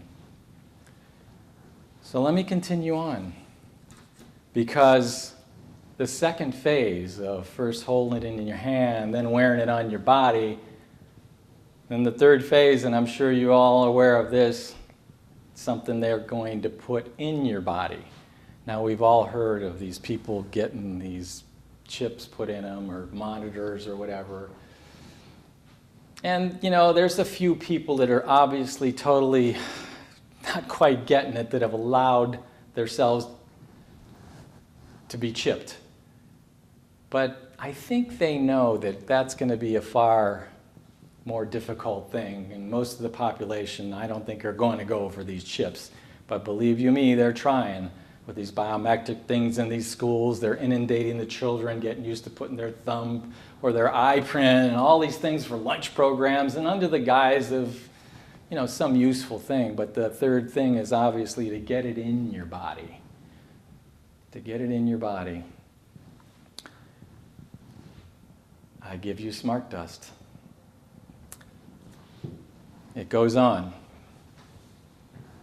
Smart dust is a microscopic, virtually invisible network of data collecting sensors, typically deployed in large swarms.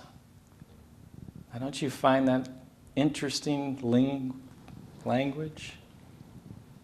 Deploying these little microscopic sensors, networks of them in swarms. I don't know, I find this language interesting. CNN ominously reports that smart dust aims to monitor everything. Think of smart dust like nerve endings for the entire planet. I'm reading this straight out of this article. Or like a Fitbit for the Earth.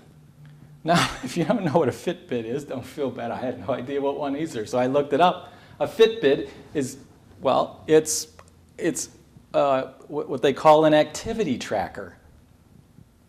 It's the thing that girl had at the bank on her wrist.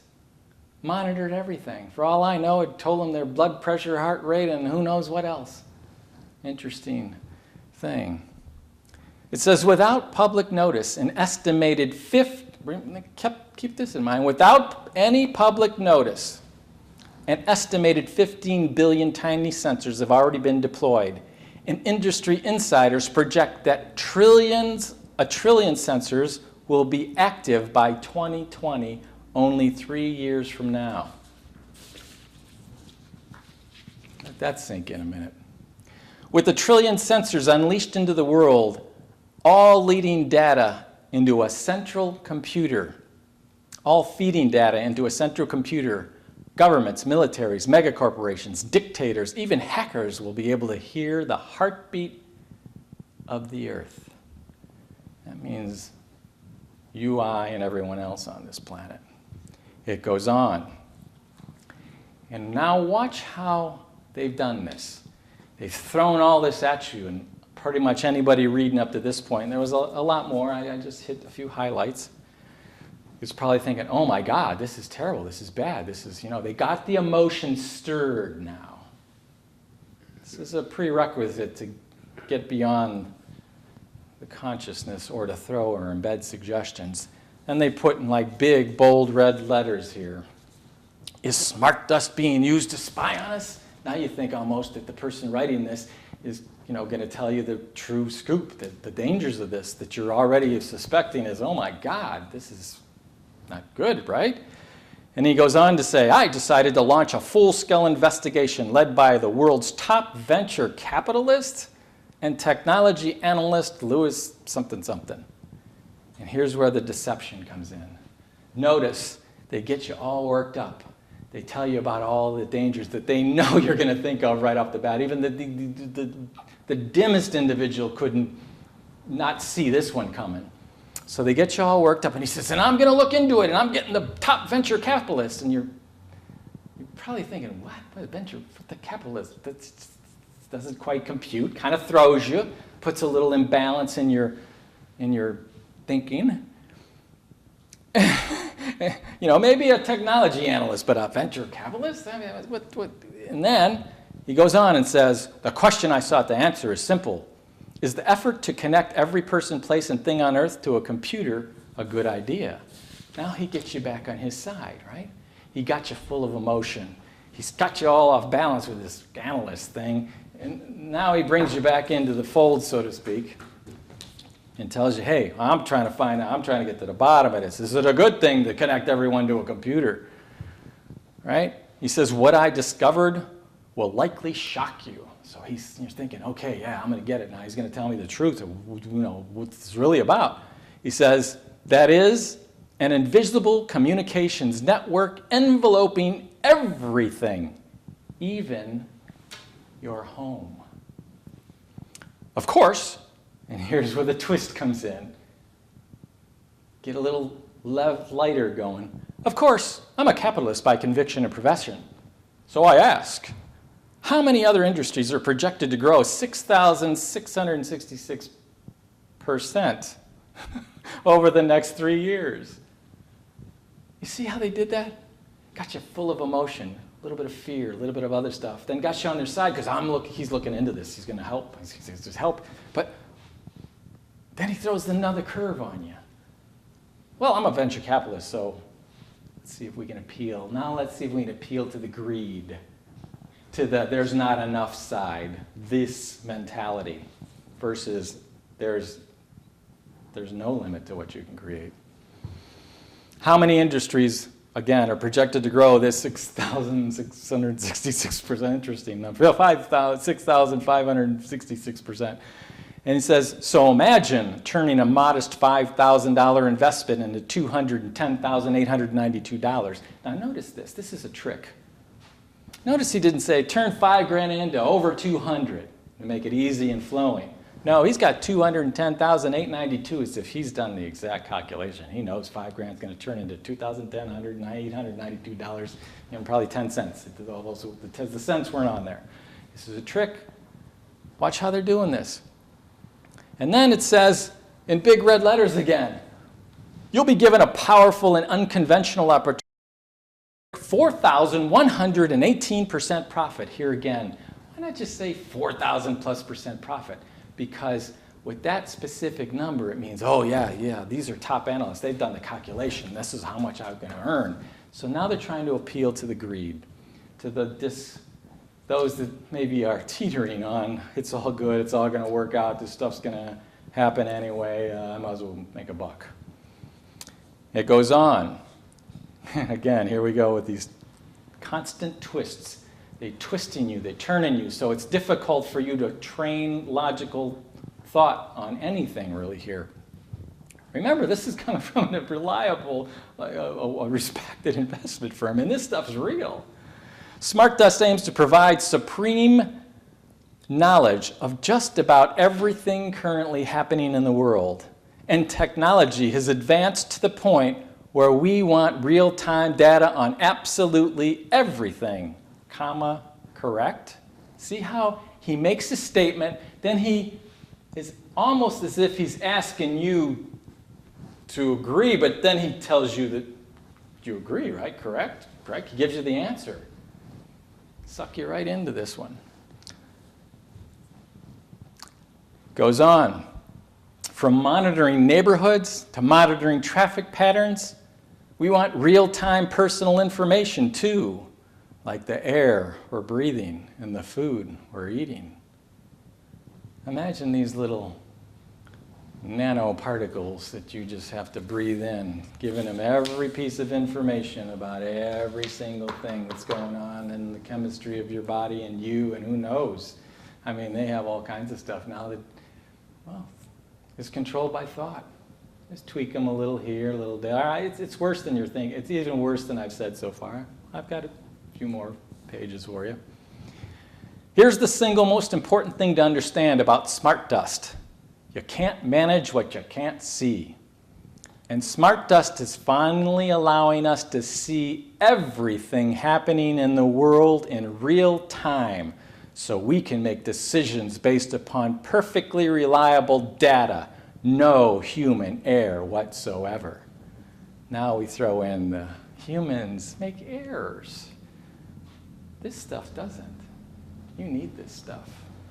Suggestion. No human error.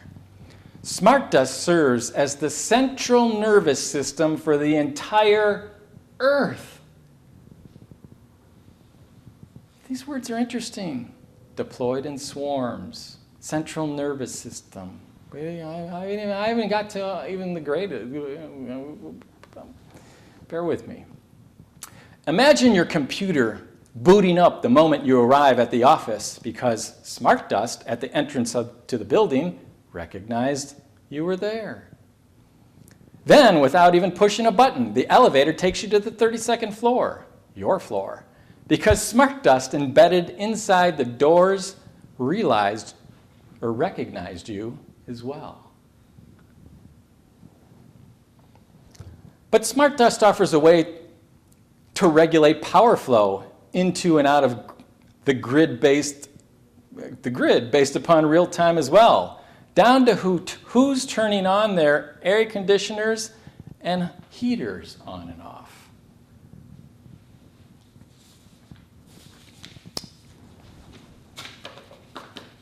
Turn that heater off, Dorothy.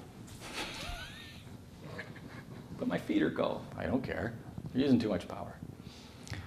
Think of how desperately Now here comes a new twist for you, to throw in suggestion of the agendas they've been pushing all along, like these New Age deceptions or some other things like this. Think of how desperately the police departments need an alternative to guns in their fight against crime. Is that a suggestion again about let's get rid of the guns? Let's get rid of the personal protection? They know they can't defeat a heavily armed population, not even with their smart bombs. Today, you'll see how real-time data is the weapon for thousands of police officers around the world. But nothing demonstrates the raw power of smart dust more than what's happening in the medical community. See how they just take you out of that? They throw the suggestion, and before you can really start thinking about what that really means, now they got you over here thinking about something else. Smart dust just paved the way for a brand new class of drug called electronic pharmaceuticals, or electroceuticals for short. And here, big red letters, a company called Proteus has developed an ingestible sensor in the form of a pill loaded with smart dust. Once the pill reaches your stomach, it switches on and relays real-time data to the patient's physician, and probably anyone else who wants that information that has access to this system. Proteus ingestible smart dust pill, the Proteus ingestible smart dust pill has already gained FDA approval. Well, that was fast. But it's not just for rooftops, towers, bridges, cars, and ships. Tiny sensors inside the body deliver never-before-seen insights into the patient's health patterns and the effectiveness of drugs. Ooh, he's eating organic. Everything seems to be functioning well in his body. Let's tweak this a little bit. Continuing on where I left off, it goes on to say, do you know what the biggest obstacles that doctors face is? Patients simply not properly taking their medications. But Proteus, the ingestible pill, overcomes this problem. If you're not taking your prescription, expect a call from your doctor. Imagine that, right? That this stuff inside one's body will notify probably a computer, because you can know no doctor's going to be getting on the phone and calling you, and probably send you some digital voice, and who knows, there might even be fines associated after a while once they put you on some medication. It goes on. You'll recall that Business Insider reported that the sensor boom will disrupt 16 different industries. Now watch how they twist you back, right? They took you out of the let's get rid of the guns to this great thing, ingestible electroceuticals to monitor everything in your body and have these little sensors in you that report to the parasites. It says, it goes on, well, one of those industries, one of them, is the $13.5 billion firearms industry. Kind of brings you back a little bit. Fox News reports that Uncle Sam's troubling innovation could bring hyper-acute accuracy from war zones to hunters' rifles. Of course, this also means that it could easily get into the hands of drug dealers and gangs. See how they bring it back, then throw a little more fear and you kind of shake you up a little bit? And then they throw the twist in, because now they've been tossing you back and forth with one topic to the next, not giving you really a lot of time to think about it, and then throwing suggestions in between while you're in sort of an imbalanced state. This is diabolical programming. It goes on. Again, most people will find this content extremely disturbing, so they're telling you, get back in that emotionalized state here, right? Hype them up. Hype them up. Still, it's appropriate, see, suggestion, still, it's appropriate because the weapon perfectly highlights the basis for smart dust. Now you're going to realize how idiotic this statement is, but that it's all made to throw a suggestion in your head. Still, it's appropriate because even though it might get into the hands of all these nefarious criminals, because the weapon perfectly highlights the basis for smart dust, which is universal connectivity connecting every person, place, and thing on Earth to a central computer, even weapons systems. I don't know how many of you have seen the Terminator series, but this makes Skynet look like kindergarten. Think about this. And it's got this pretty little blow-up ad here. Universal connectivity. Connecting every person, place, and thing on Earth to the internet. See how they changed it a little bit? Oh, yeah. Oh, wow, I have total access to the internet. I just think about it and just be the smartest person on Earth. Yeah, you and everybody else. Smart dummies. No more thinking for you. Then, it's got it in the big red bold, not just that pretty little ad about universal connectivity. Nice little blues and greens there, kind of soothing. Ease it into the background of your mind there. It says universal connectivity isn't a theoretical idea anymore. It's a reality. Now they're making this more real to you. Embedding the suggestion. Now they're going to back it up. The city of Chicago just unveiled a sensor system that blankets the entire downtown area. General Electric's new gas turbine. Smart turbines regulate power output far better than any human ever could. Here we go, the other suggestion. Those humans err. They can't do things correctly, but this can. It's going to do it all for you. You don't got to do nothing. You don't got to think anymore. It's all good. It's all going to work out. Okay. Wow. In the United States, Baltimore's brand new aerial surveillance flight program fights crime with data instead of guns. Yeah, third time we threw the gun thing in there. Don't need guns. We're fighting with data now. That'll be the day they get rid of their guns, right? And here's like a statement that brings home what's going on and who's running things and who's associated with the disconnected beings. Amazon just partnered with the CIA. You know, Amazon that has those little things they've been pushing, Echo, you put them in your living room, you ask them questions, the whole family gets around and says, oh yeah, what's this? How many feet is that? What is this? And it answers right back. And it's on 24/7, recording every single thing said in your household. Amazon just partnered with the CIA to map 500,000 square miles of the Earth's surface. Gotta know where you're at exactly. But unlike Google Earth, which is static, Amazon's data is alive. Swarms, alive, nervous system, connected to a computer. Brings a new meaning to the Borg in the Star Trek episode. The system is learning the Earth's patterns. Now, I don't want to sidetrack here much, but consider that the Earth is a sentient being as well.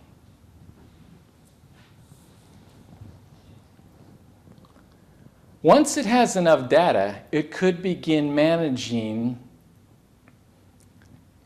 it goes on, crop yields, forestry, gas production, resource depletion, even the flow of commerce in the way that humans cannot. Those sorry-ass humans. It can, well, handle your money now. That's said a nice way, the flow of commerce, but, it'll handle your money for you, too. And here comes the big bang suggestion. Universal connectivity is inevitable. There is no stopping its progression. This is mind programming suggestions. They're appealing to greed. They're getting you in states of fear, showing you that humans are stupid, powerless. They need these machines, the very machines they created. Now they need them. Let's see those machines create something. Energy creates nothing. Cisco expects the data collecting sensors to proliferate very rapidly around the globe. And since these microscopic sensors oftentimes cost less than $1 to produce and consume virtually no energy, a legitimate smart dust boom is upon us. Forbes calls these sensors mighty micro engines. So inexpensive they can be incorporated into just about everything. IBM says it feels almost like the beginning of the internet. Like, oh, this is such a great thing. And then here comes another programming and suggestion. They've got you in fear. They've got you a little bit of greed going. Now, any connected being has seen right through most of this, but they're working on those that are teetering, right? They're working on those. And it says, anyone who thinks that smart dust won't sell is naive. Oh, I don't want to be naive. I don't want to be stupid. I want to go along with the crowd. How does it usually work, right? Let's go around with the crowd. People need social, what do they call it? They've got a word for it. Proofing, social proofing. It's like, people need some backup. Oh, is the rest of everybody doing it? Oh, okay, I'll do it. Social proofing, throw it in there. Humans make errors. Got to be naive to think this ain't going somewhere. Must be stupid. It goes on. And gets worse. Now they throw the greed factor back at you. Venture capital world, especially analysts at the very top, now they throw the authority figure on you. Like Louis Benezi, are drooling over smart dust. Oh, top analysts, yeah. Now they're going to throw that number at you again. They've already got that in your head, and it already indirectly suggests that they've already calculated this out to the penny. The prospect of earning $210,892 again on every 5,000. They just played back to you in reverse. Now they've reversed you when they've got you in this emotionalized state. And then it's got in monster big red letters here. Now watch this. They reversed you, and now they can't help but lie to you. They can't help but mess with you because that's just what they do. Now think about this. It was $210,892 on every 5 you were invested, $1,000. This boom is so powerful that a few $100, 500, maybe 1,000 could turn into millions. I thought it took 5,000 to get 210,892. Now, they just can't help themselves because they got you at this point, or they got most people that aren't critical thinking people. They're allowing this to think for them. It goes on. In fact, it holds enough millionaire potential that everyday folks can feel like venture capitalists. See? Oh, I'm an everyday folk. I could be a millionaire. Unfortunately, the robots are going to be controlling the commerce, and $1 million probably won't buy her loaf of bread, but hey. To make things clearer, smart dust isn't exactly dust. Rather, it's minutes. See, now they want to kind of lie to you. Now they want to think, well, you can't just breathe this stuff in. So they're going to tell you this, but then they're going to tell you something that's true. They're going to throw a lie in with truth while they've got you off balance and emotionalized into some state of fear or greed or something else, and an imbalanced state of confusion. Because this is confusing for people that don't think critically, that have allowed the innuendo and deceptions to rule their day. It says, to make things clearer, smart dust isn't exactly dust. Rather, it's miniature sensors that, when swarmed together, there's that swarm word again, very strange word, I think, comprise the largest communication, when swarmed together, comprise the largest communications data network the world has ever and will ever know. Pretty bold statement, but still a suggestion. This is huge. Think of smart dust as the physical extension of the internet. Now, smart dust is capable of floating in the air. Here comes the truth. Get that again. Now, smart dust is capable of floating in the air and taking now, as in now, smart dust is capable of floating in the air and taking basic measurements. Nothing has been released into the air, so don't start panicking that you may somehow accidentally ingest smart dust. That's not where their technology is right now, although it's coming. Swarms of smart dust are dotting the skies. Swarms of smart dust dotting the skies is about 5 years off. The truth of the matter is, it's here now. And although 90, probably 8 or so % of the population isn't exhibiting any symptoms or effects by it, others are. And they've even given it a name that doctors say, oh, that doesn't exist, even though they got these little seemingly alive tentacles coming out of their skin.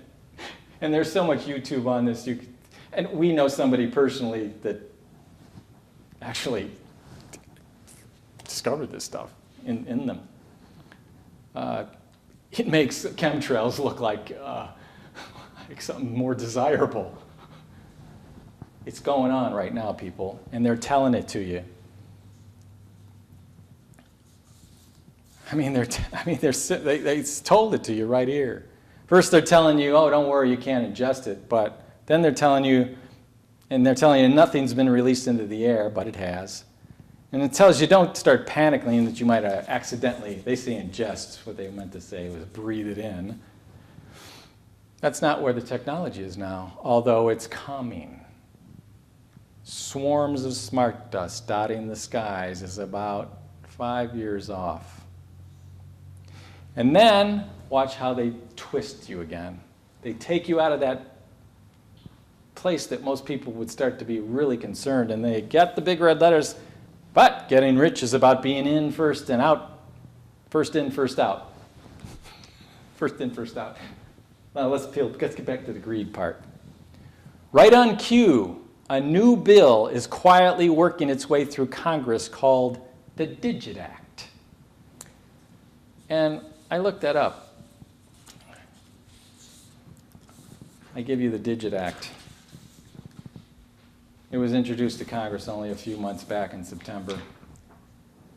The Digit Act, this bill expresses the sense of Congress that policies governing the Internet of Things, they got a whole new, let's let a little logo. It says L, small o-T, or LOT. Internet of Things should maximize the potential and development of the growing number of connected and interconnected devices to benefit businesses, governments, and consumers. This is a real bill, folks. You can look that up too, the Digit Act here. There's the number of it, S.2607. It goes on. I praise every line of this bill. This is a respected authority in the research world of investment community. I praise every line of this bill, and it estimates that 50 billion devices will be connected to each other by 2020. Isn't that interesting? You remember that last, what was it, the last Terminator? Oh, what was it? What did they call it? Genesis? What was supposed to be online? Yeah, Genesis. Genesis will be online on April 19th, 2020. It's like, oh my God, these people, there are some people in Hollywood, I think, maybe are on the up and up trying to get this information to us subtly. It says, please understand that the Digit Act is a dream come true for venture capitalists. This bill mandates the FCC to aggressively push America toward universal connectivity. It even removes all regulatory barriers that might hinder growth. Yeah. any laws in effect, like violating people's space or their bodies or their homes, where these sensors could be used to monitor virtually everything and probably shut them on or off. Yeah, let's get rid of those rules, those barriers. Let's change the game board. Don't need a bunch of critically thinking, having fun spiritual beings that want to grow and expand. Let's feed off and kill each other. It's the most technologically friendly piece of legislation I have ever read in my life, says this top analyst. Yeah, it's the most insidious, dangerous one that I've ever read. It goes on. Get this. Massachusetts nanoengineering teams have given medical sutures their first technological breakthrough since synthetics were introduced in the 1930s. See how they twist you again here? Smart sutures can send real-time data like temperature, glucose levels, pH levels, stress and strain directly to a doctor's phone, tablet, or computer. MIT believes that smart sutures could speed up healing. What imbecile could say a thing like this out of the most respected technology-based institution in the world? It would have to be someone that thinks they're energy, that thinks they're just a body. Because the last I checked, there ain't a pill or a suture or anything else that initiates the healing of these machines. Suggestion gets you to believe you're a body, just a mechanical apparatus. It goes on. The would-be care market, or the, I'm sorry, that's a good way to put it. The wound care market alone is worth $17 billion, and the medical trials on smart sutures have officially begun. Smart sutures are another step toward universal connectivity. Get it in the body. That is, connecting every person, place, and thing to a computer. And then, got the big bold letters again. Let's throw back the greed factor. But returns could be upwards of 4,118%. Oh, I'll take it. America's biggest bank, Bank of America, is also enjoying a 10% increase in employee productivity, the result of nano-tagging certain staff with smart dust sensors. Nano-tagging.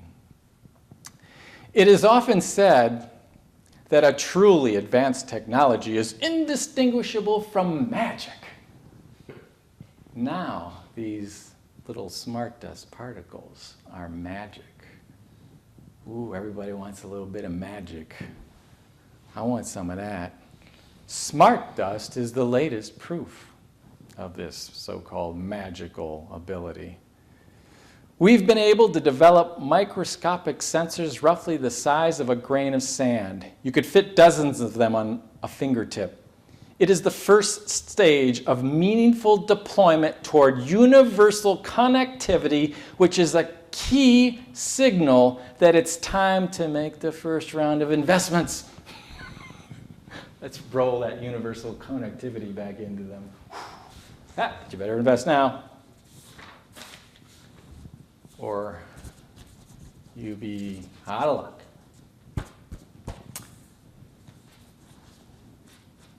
I listed a few of the companies that cash in on the universal connectivity boom. The biggest players: Cisco, GE, Hewlett-Packard, Intel, Texas Instruments, Microsoft, Apple, Google, and of course, Amazon. There is more. I think that pretty much speaks volumes.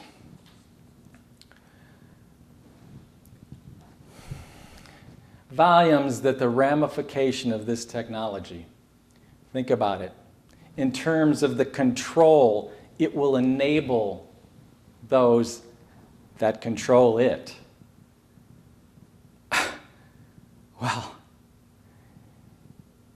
it's not easy to believe, let alone contemplate or confront. But it is real, and it is here. And everything that I've said to you about this, I've almost underplayed.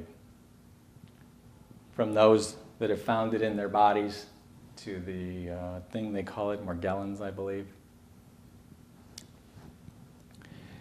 It is here, it is real, it is not good, and it is wrong.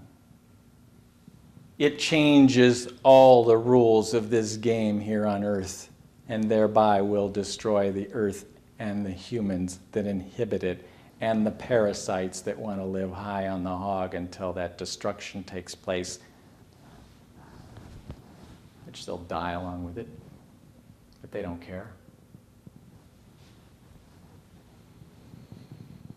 So it's here, it must be confronted, and it must be dealt with.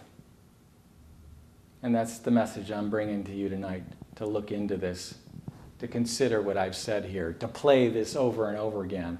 I don't know, I'll most likely get approval from the rest of the club and put it out there. And maybe it'll stay out there a minute, I don't know. This is probably the kind of thing YouTube and the rest of the oppressors like Google and the thing, people that sponsor these things might just, cut the thing off. But those behind this technology that would use it to control and oppress us, and they would. Well,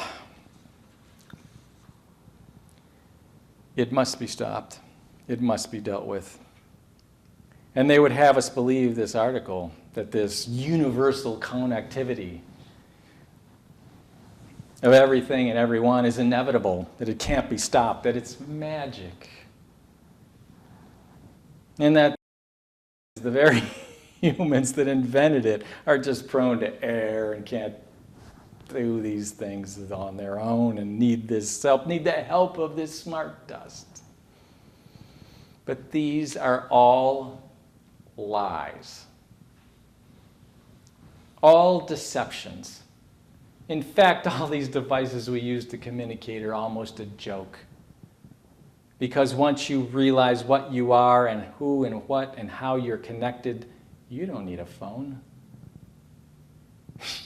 And there is no distance or barrier that can stop your transmission or communication with your fellow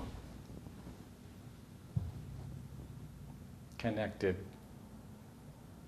sovereign duplications of the very source of life and creation. But these suggestions, as in that article, that were put out there and perpetuated, are being done so by the disconnected beings, the parasites. These parasites that can only survive on beings that are connected to life and they have the ability to create energy. And these parasites, the black goo that they've become, might be how Google got its name. They are something to think about. The only way they can survive is by devouring the life and energy that those connected to their point of origin, to source, possess.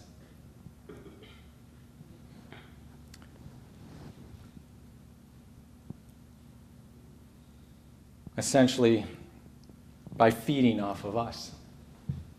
Those that haven't sold out. Those that haven't disconnected. Those that remain steadfast and true to the very point of origin and love life and love the abilities that even if they're not fully aware of them all, the ability to create and expand and grow and work together with their other fellow beings to have a fun game board.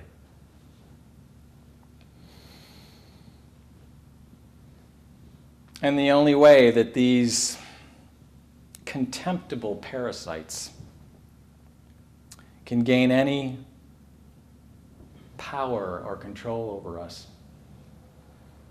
is by getting us to believe that somehow we are limited in our power or ability or scope.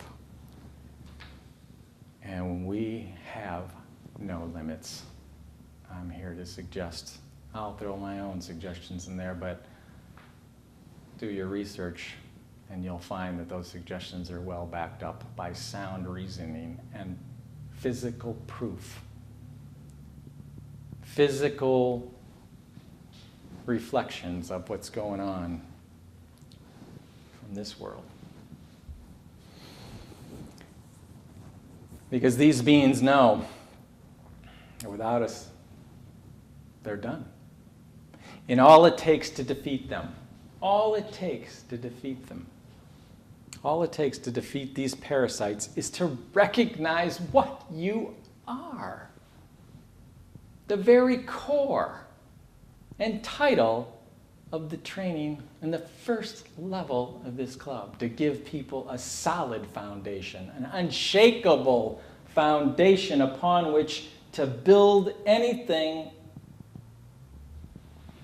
that will stand. And a perspective, a point of origin perspective on everything. And from that perspective, truth is unencumbered and unclouded and clear. Quoting a quote out of the training, it's on page 33 of the transcript online for the members. Certainly corresponds to a different page in the book if you buy the book. You are a powerful spiritual being, stated another way, from an individualized perspective. And I rewrote it this way so you could say this to yourself and feel the authenticity of it. I am that which is behind the fulfillment of possibilities in the principle of life. Principle being the characteristic quality or purpose of life. Capable of creating, influencing, controlling, and affecting all that exists. These beings know that. It sends shivers up their parasitical, spineless bodies. So I would suggest, again, to all the members, if this has sparked some interest of expanded awareness, go back and reread that Level 1 training, re-listen to it. You have access to the audio. And for the non-members, those around the real world that want the unequivocal proof and the foundation upon which I base everything that I've said here so far with irrefutable truth. Irrefutable as far as irrefutable can be, unless you buy into you can't really know anything, that what I've said here is verifiable. I would suggest you buy the book. And again, I'm not here to sell you that book. I'm here to tell you about the most insidious, dangerous thing that ever faced mankind and this planet. If this stuff is proliferated around the planet, they literally will have control of Mother Earth and every entity on it. If you go further into that, it talks about getting these particles, these sensors, into every living creature on the planet. Everyone. I saved some of it. So if you want to know the specifics and the backup, and I suggest you do your research, buy the book.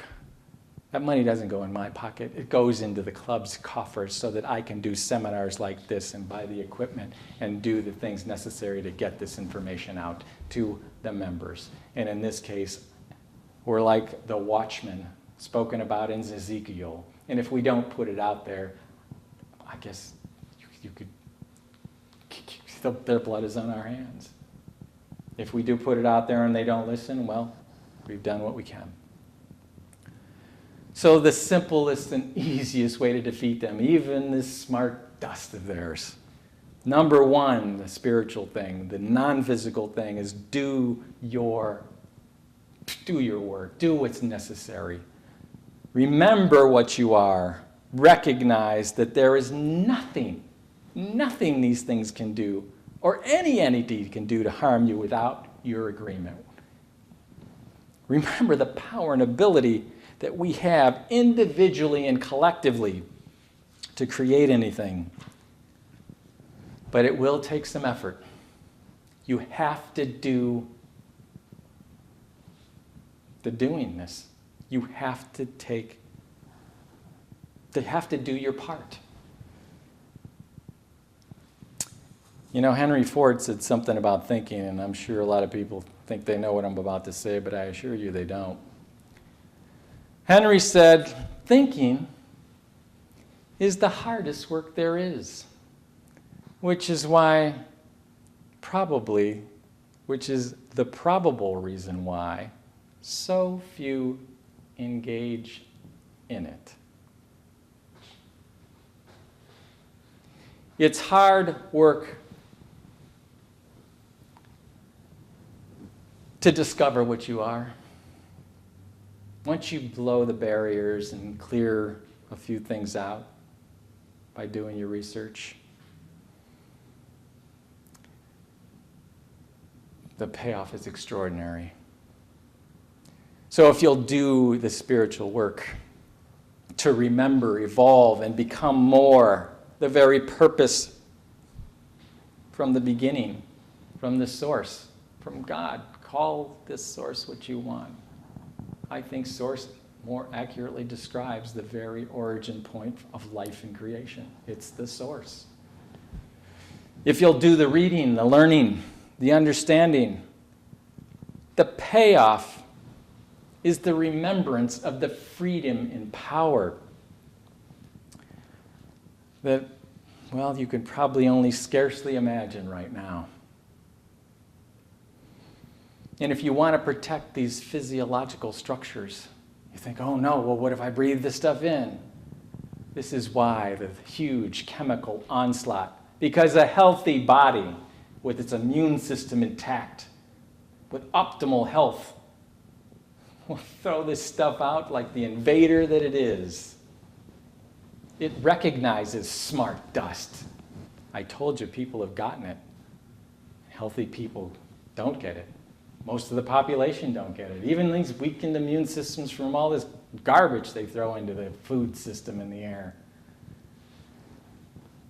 So if you want to protect your body, well, it'll take a bit of effort as well. Just like the spiritual work, you need to do the physical work if you want to protect this. If you want to protect this game board and what you're playing in, and the vehicles we're using to play in it.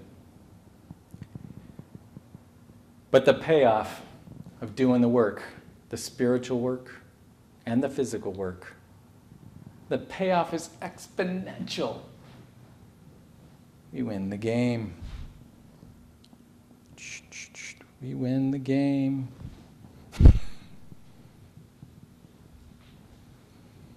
And all you have to do to protect these bodies are simple measures. I'm sure you've heard them before.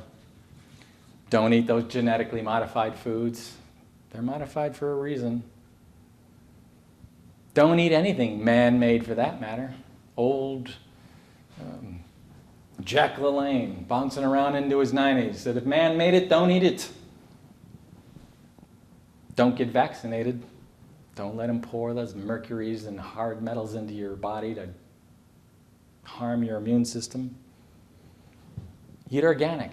alkalize and oxygenate the body. There's tons of books on this subject, and we have it in our health section on the site for the members.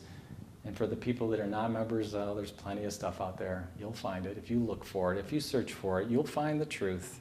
It's not something that you can't really know. You can. Now, of course, this is my opinion. I'm not giving medical advice out for the FDA agents that may be listening to this. And it is my opinion. Do these things. Do the body work to achieve and protect this machine, to keep it in optimal health. Do the spiritual work to remember what you are and how powerful you are and how to discern truth in an instant, see through this stuff in an instant, and join others that are doing the same thing. This is a collective agreement we got going here, a collective little board here. We're not playing this game alone. We're playing it together. And we're playing it to have not only fun, but to expand and grow and become more. The original purpose from which we came. If you do this, we'll make dust out of all the smart dust they could throw at us, if we even allow that to take place anymore. So as I bring this message to a close, I'd like to do a quote. It's a really awesome quote. Many may have heard it, although they may not recognize it completely because I've edited it and tweaked it to fit the message ultimately and bring it home, drive it home. And the quote is from a lady called Marianna Williamson that I think will drive home the point of this entire meeting tonight and this video that people will watch around the world. So this quote is from Marianna Williamson and Alexander Perry. And I quote myself and her, as I borrowed some of it from her. It is our light, not our darkness, that most frightens those that would oppress us. Their deepest fear is that we are powerful beyond measure and will discover the illusion that's been cast to control us. Strangely, we ask ourselves, having bought into this illusion, who am I to be brilliant, gorgeous, talented, and fabulous? Actually, who are you not to be? You are a child of God.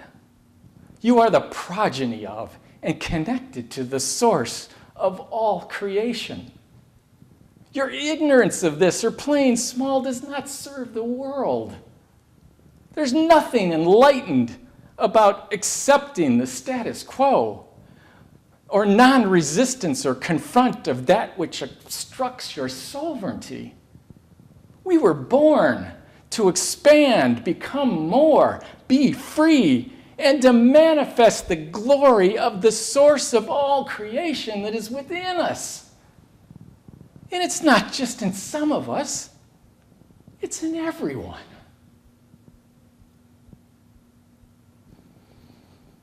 And as we let our own light shine, our example is a gift to others to do the same. And as we are liberated from the illusion, the deception, and the fear cast before us, and remember what we are, our presence will liberate the world. Thank you. I love you. Yeah!